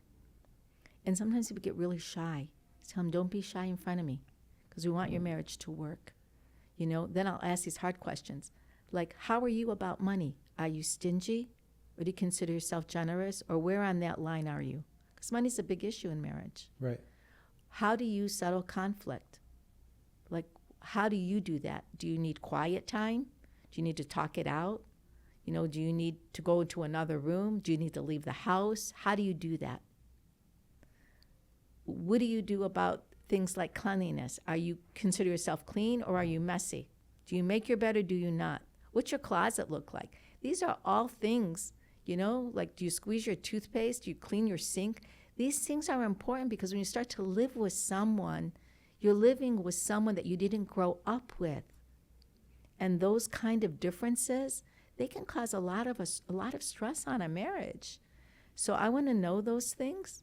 But the most important thing is, I ask, are you interested in marrying a person that can get your children to heaven?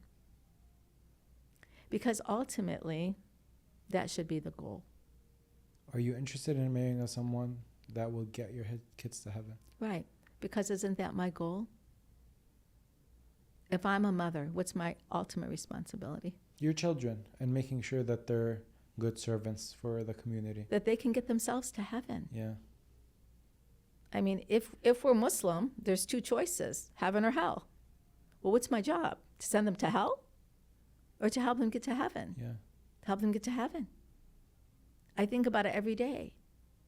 Or the other question I have is, if you were to marry this person, and God forbid, you have to leave this earth, or you become incapacitated, can that spouse raise your children in a way that you want? If the answer is yes, that's the right person. These core values are no longer being talked about. I'm telling, please, if nothing else on this podcast, have these very difficult conversations with the people that you're sitting to have coffee with, because ultimately that's what it's going to come down to. Oof. We always have to begin with the end in mind. It's a principle in leadership. You begin with the end in mind, and then you back into it. So we need to know where we want to be. Where our akhirah is. What is the ultimate destination? Just like planning for a trip, right? So you plan for the trip. Let's say the trip is, you name it.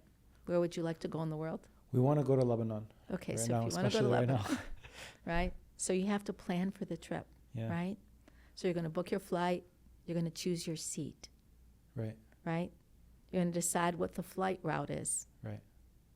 You're going to get to Lebanon. You're going to pick your suitcases. You're going to decide what you're going to pack, what you're not going to pack. You're going to choose your hotel or your home, wherever you're going to stay.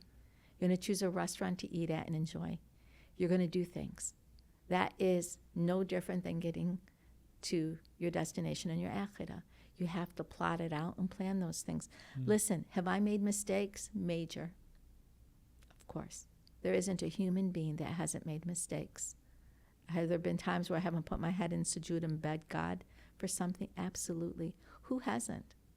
We're all frail, but you figure it out, and you stay connected to God, and you believe in God's mercy. And, inshallah, we're destined to go to heaven. We're not destined to go to hell. God is not this loving God who wants to throw everybody into hell. We were raised to believe that everything is haram or hype. Those were the two principles I was raised with. Yeah. It's either haram or it's hype. Didn't have many options. That actually made me study world religion and decide if I wanted to be Muslim. Oh, really? Yes, because of those two options. So you studied all the other religions and then... Because I said to myself, God was very important to me even as a child. I remember 6 and 7 years old, swinging on the swings and looking up in the sky and talking to God. And I was raised with a strong Catholic community in the South End. And those little boys were going to be altar boys, and the girls were wearing those beautiful white dresses going to catechism. And, and my grandmother was taking me to the window in the South End, showing me the flame that comes out of, I don't know what factory that is, and saying, this is the knot of Allah. And Allah's going to burn you in there, burn your skin if you wear shorts or sleeveless. Okay, so, you're a little kid. What do you learn? You learn that God is a God of fear and a God of punishment. And that wasn't the God that I knew in my heart. So once I started Henry Ford, I started taking all these world religion classes. I started really studying and learning. But Christianity also, their viewpoint of God is he forgives all sins, and so why weren't you attracted to that after seeing let's say the bad rep that God had in our households? That's a good question. I think several things. The theology made no sense to me, or very little sense. I respect it for other people who've chosen that, but it would make no sense to me. For numerous reasons that are very obvious, but that particularly. But when it came to the discussion of Adam and Jesus alayhi salatu wasalam, and obviously we're taught that Allah subhanahu wa ta'ala made Adam with no mother or father. That's simple. Right. Be and it will be. But I also loved the Blessed Virgin Mother's story, alayhi salatu wasalam. I cried a lot reading her story, knowing that she was turned out by the Jewish tribes. And just the way Jesus ﷺ stands up for his mother as an infant in the cradle, which is not a story that's in Catholicism or Christianity, it's only in Islam. And he defends his mother. Like that just, when I just read it, my whole heart is fluttering right now when I think of that story. Why? Because, well, 9/11 happened, and there were not enough Muslim women to be speaking in front of a microphone, which I give my third grade teacher all the credit in the world for, because she put a microphone in front of me in third grade. And she put me on the mic in third grade. So since third grade, I've been speaking in front of a microphone. It's a friend. It doesn't bother me whatsoever. And I got plunged into speaking on Islam after 9/11. Myself, Sayyid Hassan Kazwini, a few others. There weren't enough of us. And we were just from one church to another church. Even my daughter got plunged into it, speaking. And we would, be asked all these questions. Every time I came to that story, I would just cry in front of, hundreds of people, because I get choked up telling that story in front of all these Christians. And then they would begin to cry. And I said, SubhanAllah, the Quran is so right, that upon hearing the truth, they will shed tears. And they do. So I call myself an intellectual convert to Islam and an intellectual convert to the Jafari school in theology. But I studied a lot. I still study. I have the blessing of studying with Sayyid Muhammad Baqir. He's my teacher. Is it because the idea of standing up for someone that was being oppressed, is it that the essence of the story that makes you emotional? Mm-hmm. And is that the reason why you feel very strongly about single mothers and about breaking their chain of poverty? You talk about this a lot. Is it inspired from the same concept? Somewhere, somehow. I do remember, I wrote about this in the book, but I was 3.5 when President Kennedy died. And my father was a military man, right? So it was Thanksgiving. And I remember my father crying so much when it's very vivid in my mind. You can remember a lot when you're 3.5. Mm. And I remember I never saw my father cry. It's my Baba. Right. So for my Baba to sob and cry like that, and I remember going to his leg and trying to comfort him and hold his leg. But I remember looking at my grandmother was crying, my mother was crying, everybody was crying in the house. Everybody. President Kennedy was assassinated. It was his funeral. And I remember John, his son, saluting the casket. I remember that. And they busted into tears, like just cried and cried. I didn't know who died. I didn't even know what a funeral was. I didn't know. I just remember this little boy and my mom or my dad explaining to me that his father died and went to God. And that was my first experience with death. But I think it was my first experience with injustice. Mm. That orphan child. Because they would talk about him all the time.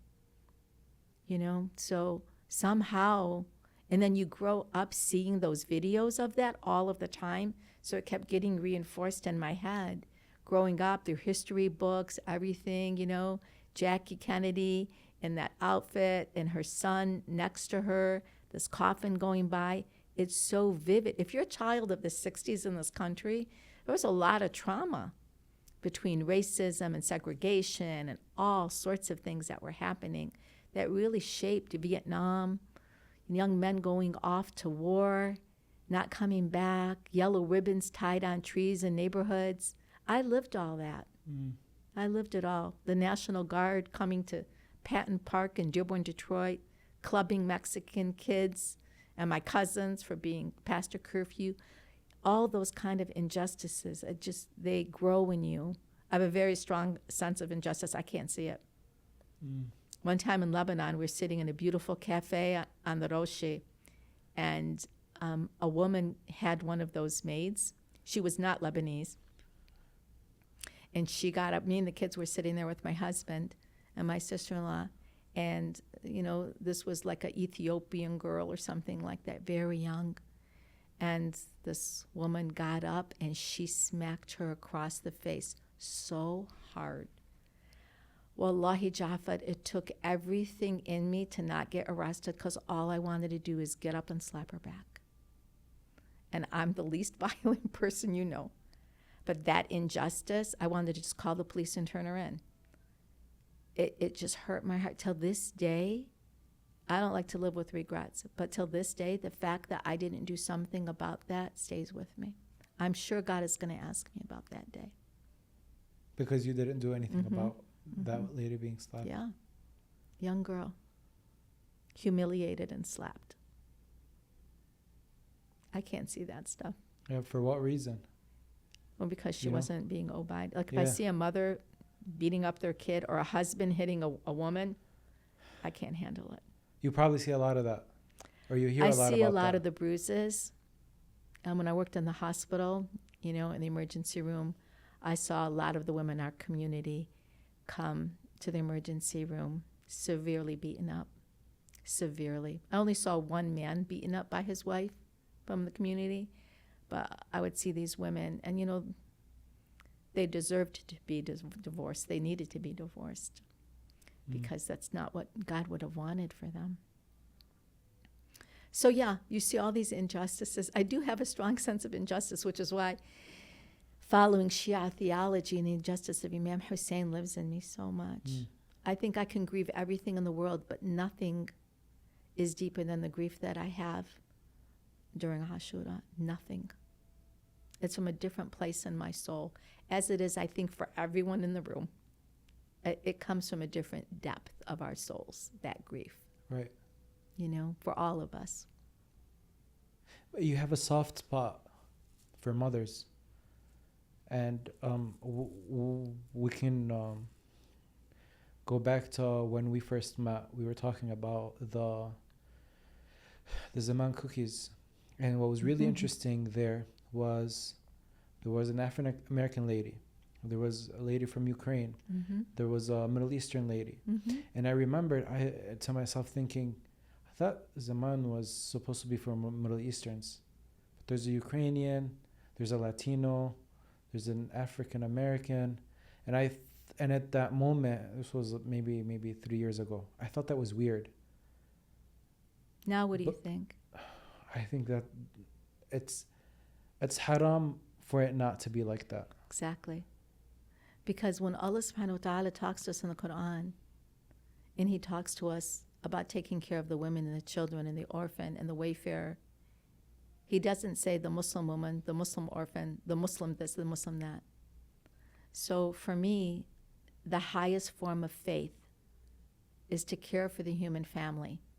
And the highest form of racism is to take care of your own and only your own. So when people say, I'll give you this money, but it's only for, I struggle. I struggle. Sometimes I don't take it because I can't fulfill that. Sometimes I can fulfill it, sometimes I can't. Because, I mean, look, in the end, Allah subhanahu wa ta'ala made that human being, and he put them in that place, and he gave them that color skin, and he birthed them into this particular condition. And that is for all of us to pay attention to. All of us. That they're his creation just like I'm his creation. Exactly.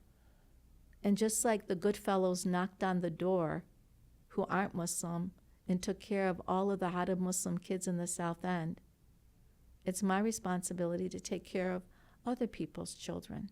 Someone took care of me. Why not? I cannot handle this mindset because for me, the highest form of Islam is the nobility of what it teaches us, the nobility of what Allah has created. And it's universal. It's not exclusive to one group.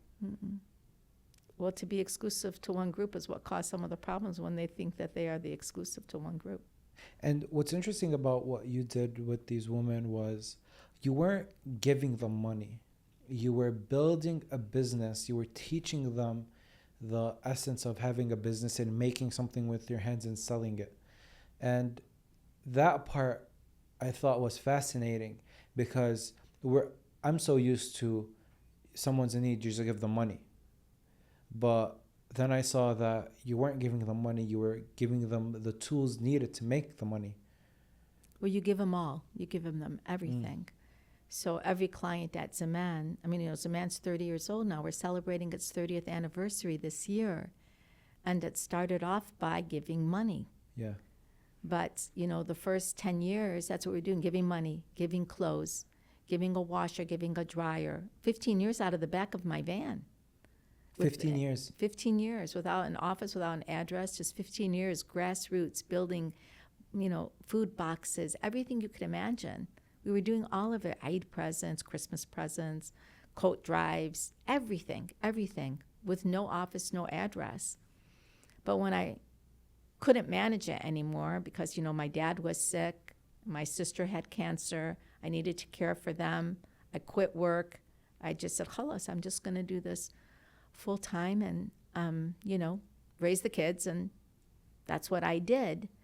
And so, Zaman taught me how to be an executive. People, when they say she's the founder of Zaman, I get really uncomfortable, very uncomfortable, because I'm not the founder of anything and neither are you. And that word really makes me nuts. I understand it in the sense of the Western world and that it's an identifier, but Allah is the founder of all things. We are the servants of the missions that are placed in front of us. We are not the founder of anything. I didn't give myself a brain. I didn't give myself a heart. I didn't give myself anything. What did I do? What did you give yourself? Nothing. I always say that there's going to be good that's going to happen in the world because Allah subhanahu wa ta'ala is merciful and there's always going to be good flowing in the world. I just ask for him to use me for the good because he's going to have representatives that do that good, but he is the one that is doing the good. But just use me as one of your vessels. As much as you can, choose me as one of your vessels. And that's what you're saying. As much as you can. Yes. Not as much as he can, Yes. because he's unlimited. That's true. As much as you can. And once you reach your capacity, he will lift the lid. New capacity will come in. Right. Spiritual maturity. You're going to want to do the work. It's more than that. Like, for example, I've given my schedule over to God. I really have. I had to. It's impossible for me to keep up with the demands on my time. So, when I was a nurse executive, I had this book. It was color-coded, YMA time, family time, time. In Hajj, you learn to let go of time. Right. Because even tawaf itself and the act of tawaf is going counterclockwise. You're going against time. You're coming back to your primordial self. You're coming back to the spiritual orbit. You're centering yourself around the Kaaba. The Kaaba, the house of Allah, the oneness of Allah, the tawheed of Allah. You're centering yourself around all of that. And you're in the spiritual orbit. Well, time is different. So I released my schedule. I said, Allah subhanahu wa ta'ala, you put me where you want me to be, and I will submit to that. That was a game changer for me because that allowed me to say no to a lot more things. By the way, let me just say, Zaman is the right thing to do, but the youth of the community are my heart. And that's where my greatest passion is in young people.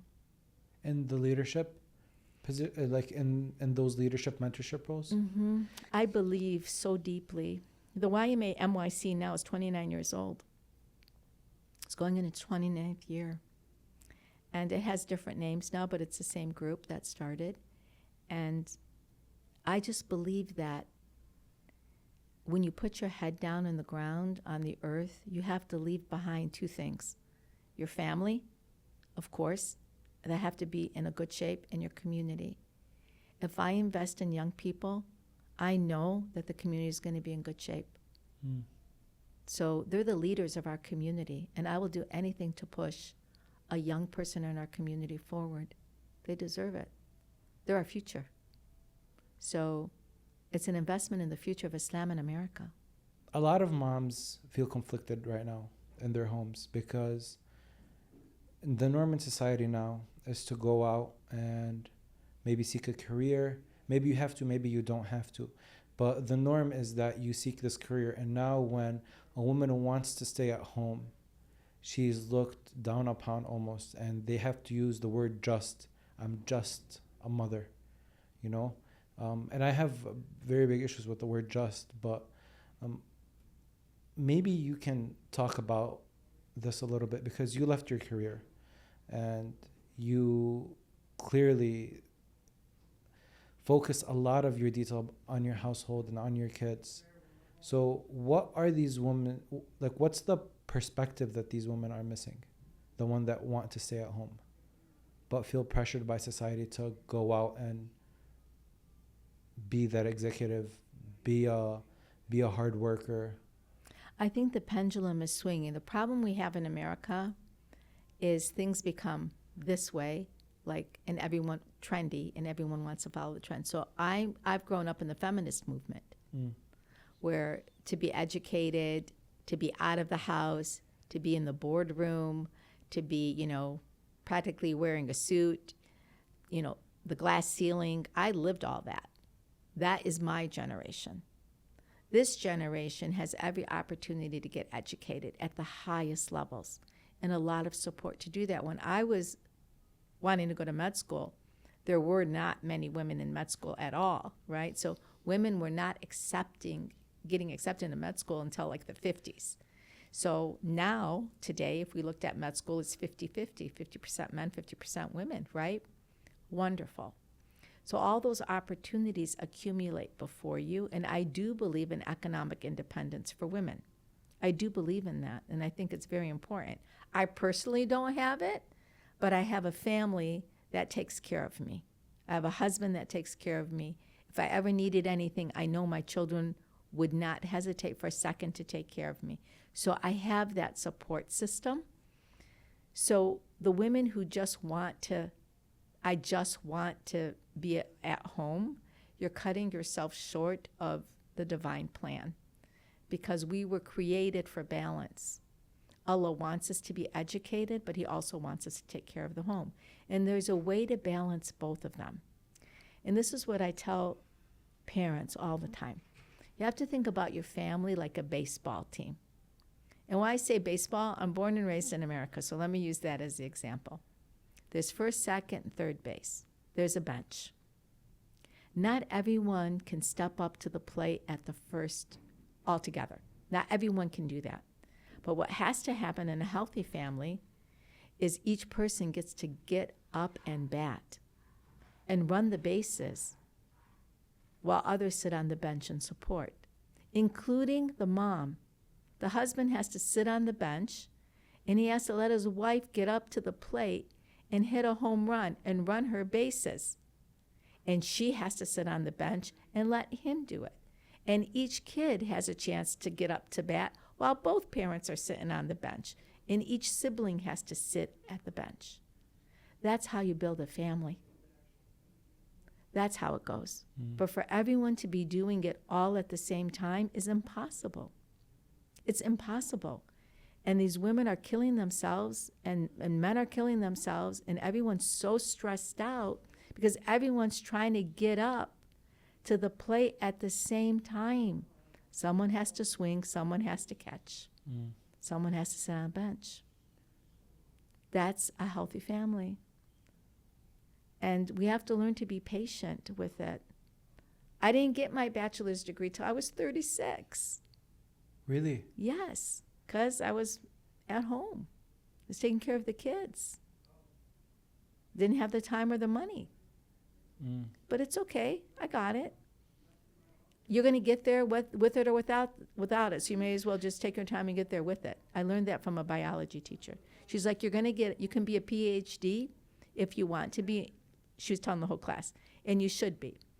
There's going to come a time where you're going to be that person with it or without it. So it's your choice to be with it, even if it takes you forever to get it. It's your choice. It's true. So, you know, when it was my time to bat, the kids supported me, and I got up to bat. Ali's traveled the world. It was his time to bat. I supported that. So it's just about balance. It's about balance and self-sacrifice. And it's about those conversations that you said, those difficult conversations to have when you're looking for a partner. If you find a supportive partner that is willing to sit on the bench and watch you bat, and vice versa. It's a team. You know, you just talked about teams. Family's a team. That's what it is. But I grew up with with parents who were a team. We were a team to take care of my brother Sammy. Everybody had a pitch in. All the grandchildren had a pitch in. Like Sammy's life for us gave us that sense of team.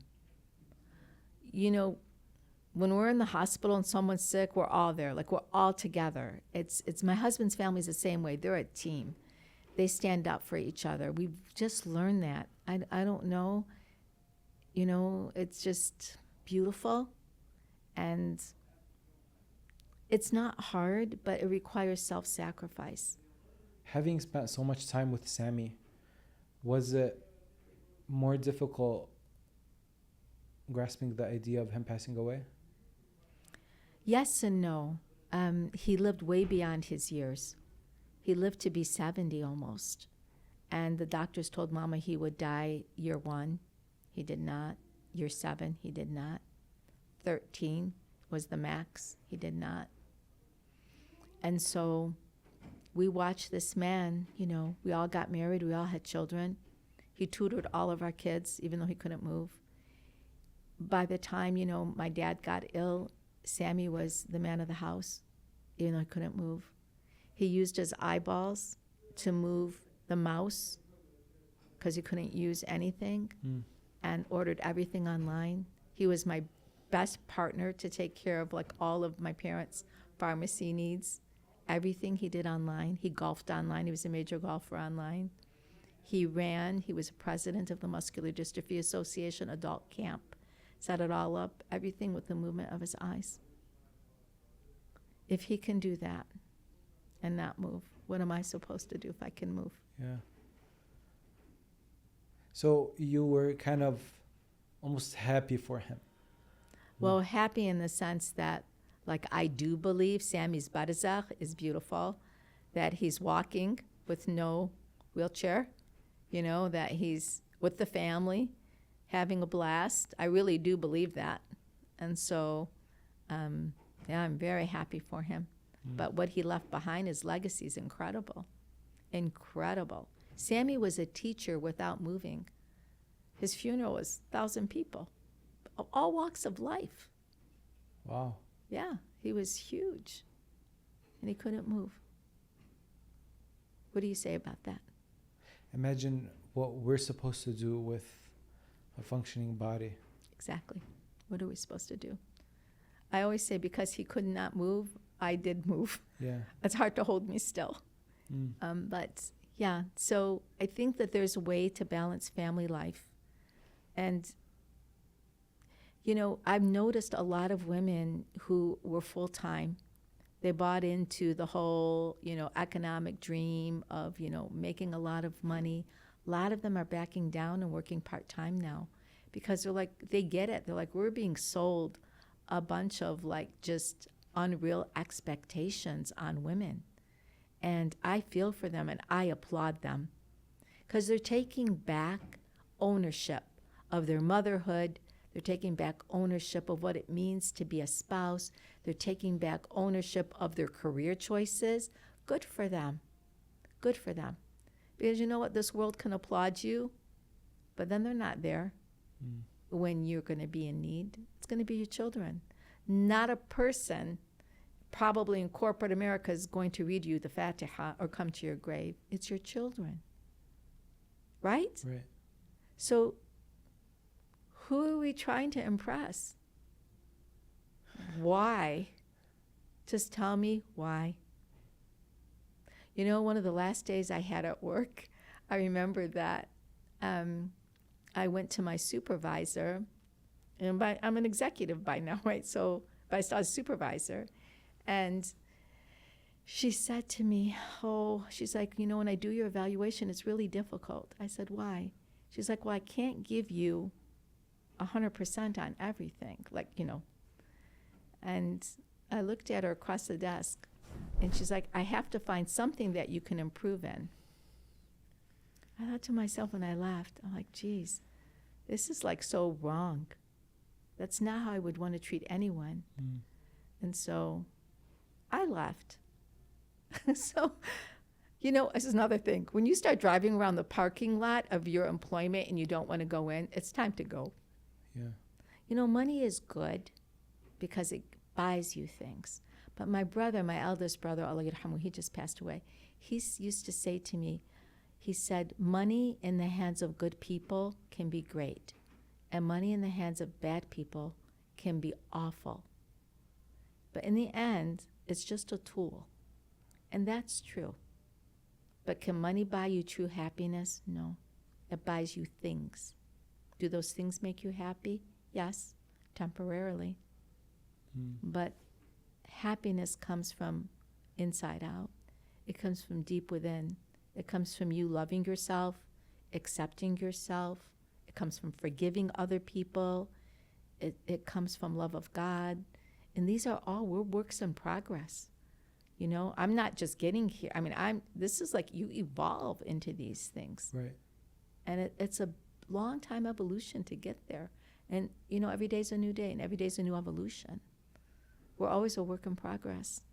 Hajj, I don't know if you know Hajj Haidar Kusan, but we had an episode. Very much so. I know him very well. We did an episode about washing dead Muslims, and he has been doing it also since he was a teenager. And one thing he told me, that his relationship with death has drastically changed, and he doesn't see death as this.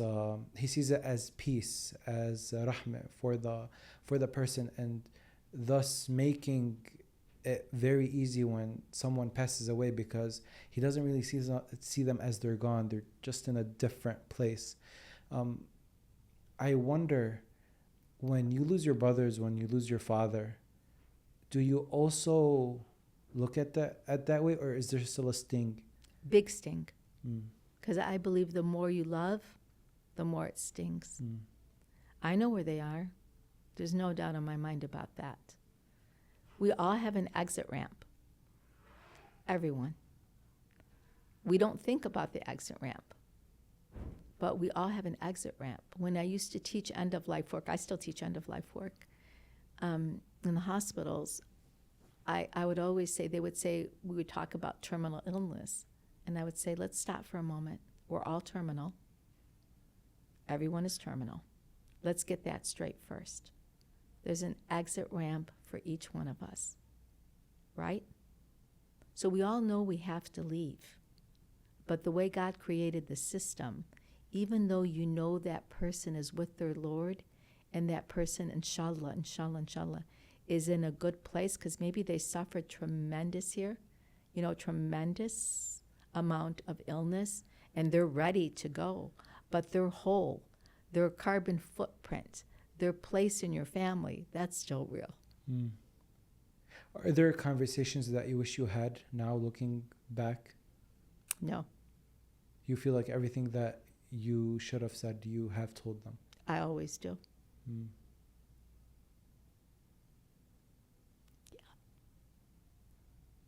Yeah.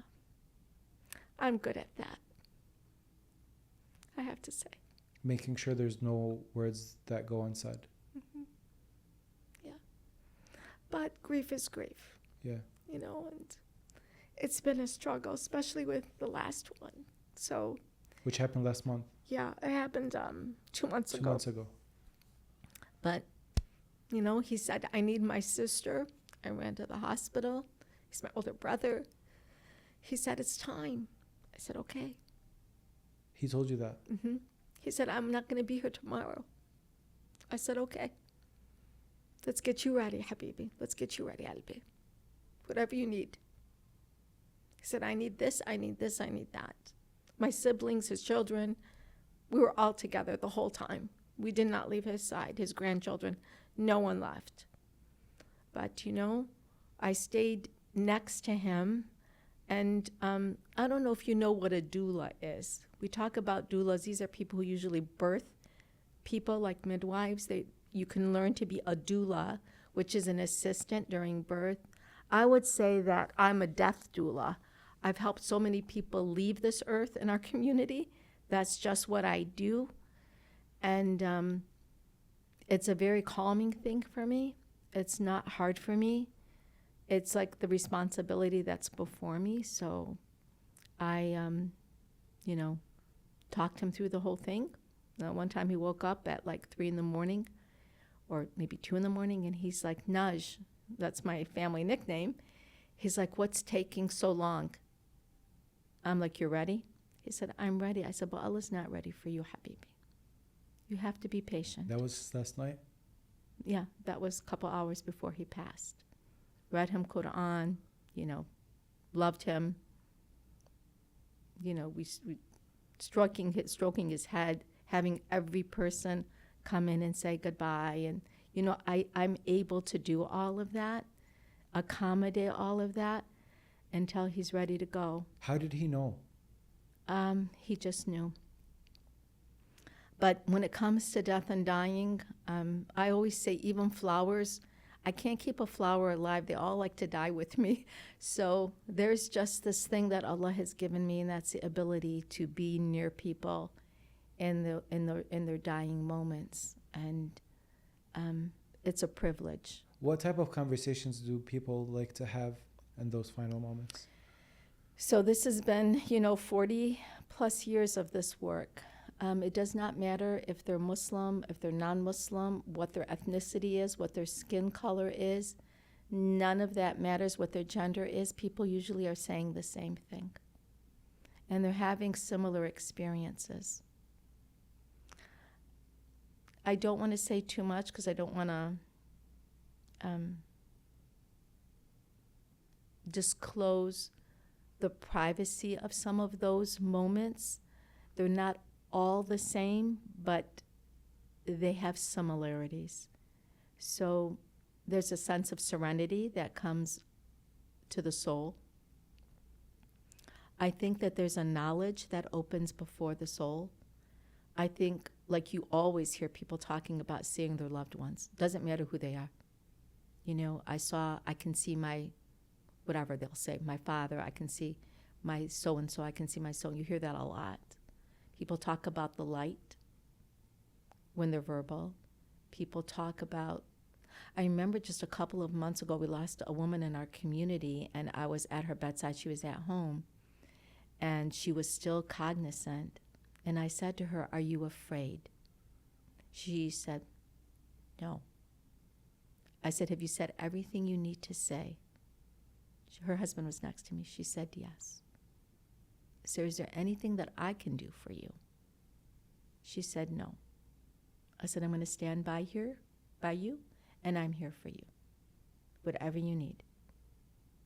And that's just kind of how it goes. But people come to this sense of serenity is the only way I can describe it. Almost like, we say you make your peace, like that. People who have forgiveness issues, or people who've traumatized them in their lives, a lot of times they need to make those amends. Sometimes they'll ask for that, like, tell so-and-so this or tell so-and-so that. Or sometimes they tell you secrets. And so, you hold those things. Those things go to your grave with you. So, but for the mu'mineen, I can tell you that it's a beautiful transition. No doubt. Beyond a doubt. I'm thinking about final conversations with people that you love the most, and what words could come to mind, but I can't think of any. One of the leadership exercises that I do is you have to write your obituary. Because you have to begin with your end in mind. And I'll ask the question in the leadership training, if you were not here, what would you want someone to say about you? And who would say these words? And you have to write it down. And it's a very hard exercise for people to do. How come? Because you're facing your mortality, and it's very fragile. And I didn't do it this year, but normally I teach a Muslim chaplaincy class out of the University of Chicago. And these Muslim chaplains, I put them through this. There's leadership training. This is like one of the exercises that we do. But I also do it with the youth. I did it at the NYC retreat, but I was easy on them because, you know, they're young people. I don't want to scare them. So I'll say, if you were not in the room, what would you want someone to say about you? But people coming in touch with their mortality is a very difficult thing for people, because our brains, when Allah made them, He made them for survival. In the end, we're mammals, and we have mammalian brains. And survival is what our brains are trained to do. We have two parts of our brain, right? Our lower brain stem, which is the survival mechanism, and the higher brain, which is the intellect. So it's natural for that survival instinct to kick in. It's natural. It's part of the way God made it. And it's phenomenal to me and awesome and like, wow, when I see that despite that lower brain fighting for survival, the higher brain kicks in with the intellect, and the intellect of the soul, of the heart, of that kicks in and allows the body to settle. And tells it to back down. Well, somehow it allows it to settle and get this sense of sukoon and sakina and peace. It's really amazing. So to your question, I know where they are, and I'm very happy for them, and that's not the hard part. The hard part is not letting them go. The hard part becomes when you have that hole.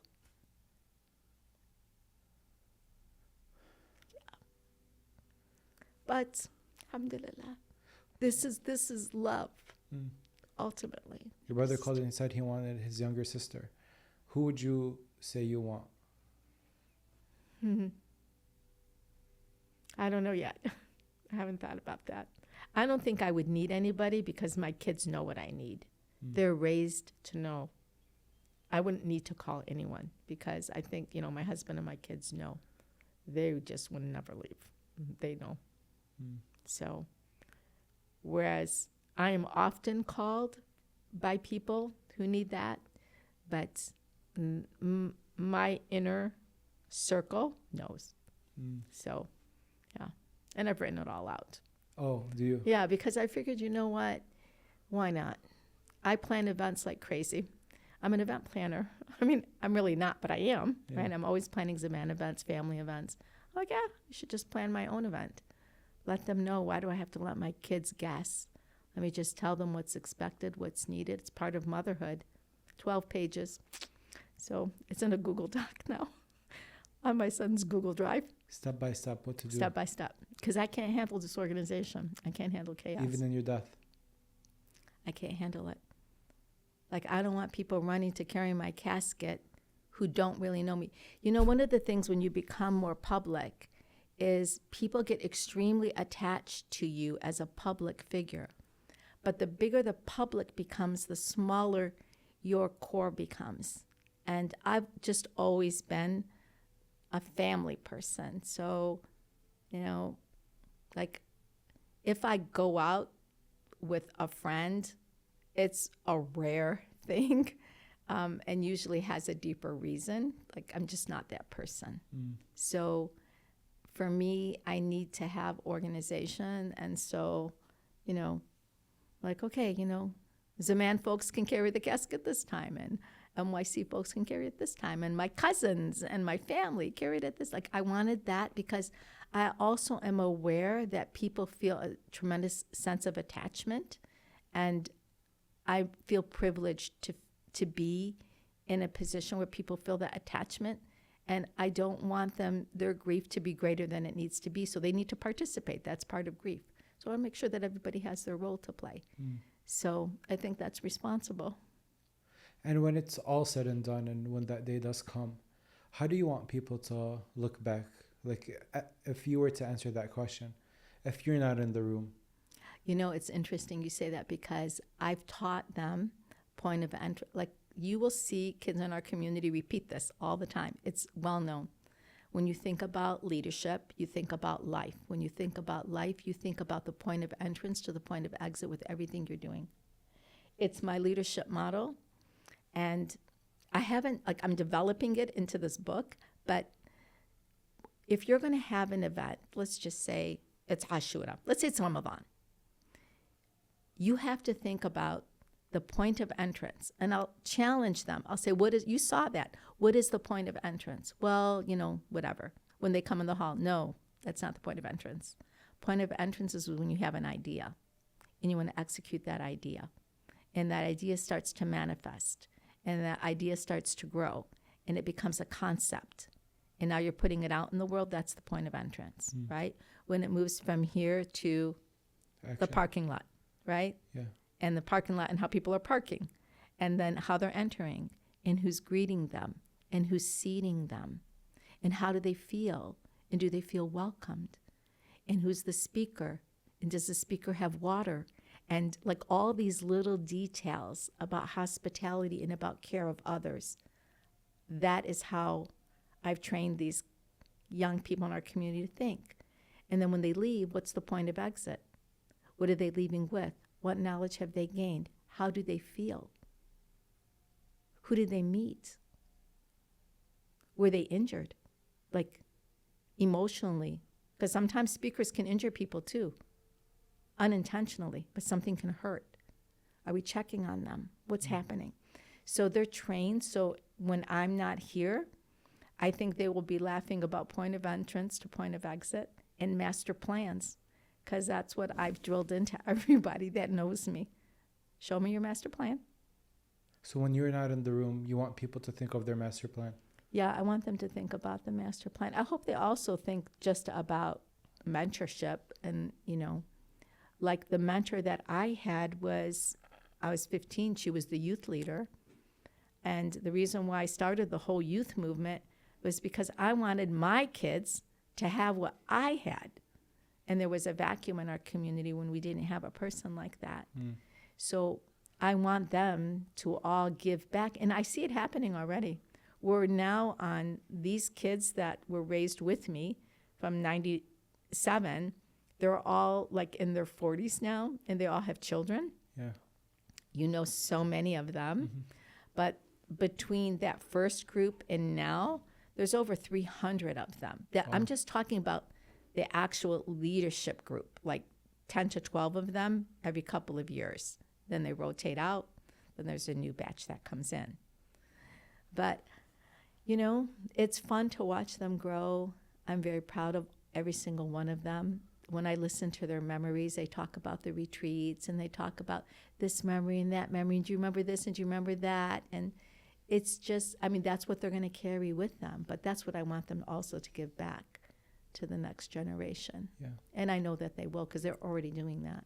Najah, there's so much to talk about, but Are we on 3 hours now? 2 hours and almost 2 hours and a half. Wow. This is the longest I've ever gone. So I'm pretty sure we're going to do another one, inshallah, when the book comes out. Inshallah. We'll do one that's focused on leadership. I want to thank you so much. I got emotional in so many pockets of this episode, and I feel like the people that are watching are going to feel that as well. Well, I ask for forgiveness to the listeners who, I may say something that stings, but know that it comes from a place of love and a place of lessons learned in life. And just always remember who's going to really be reading you the Fatiha, and focus on those people, because that's really what matters ultimately in the end, is people who's going to be doing good deeds on behalf of you when you're gone. Wow. Yeah, it's just the way it is. It's Yeah. true, By the way, may I say in closing that I appreciate that you doing this. And even though I'm from here, I know we're all from someplace else. And inshallah, we'll all be together again in that other place that we started. Inshallah, ya Rab. Yeah, inshallah. Inshallah. Thank you, Haji. Thank you. And that's it.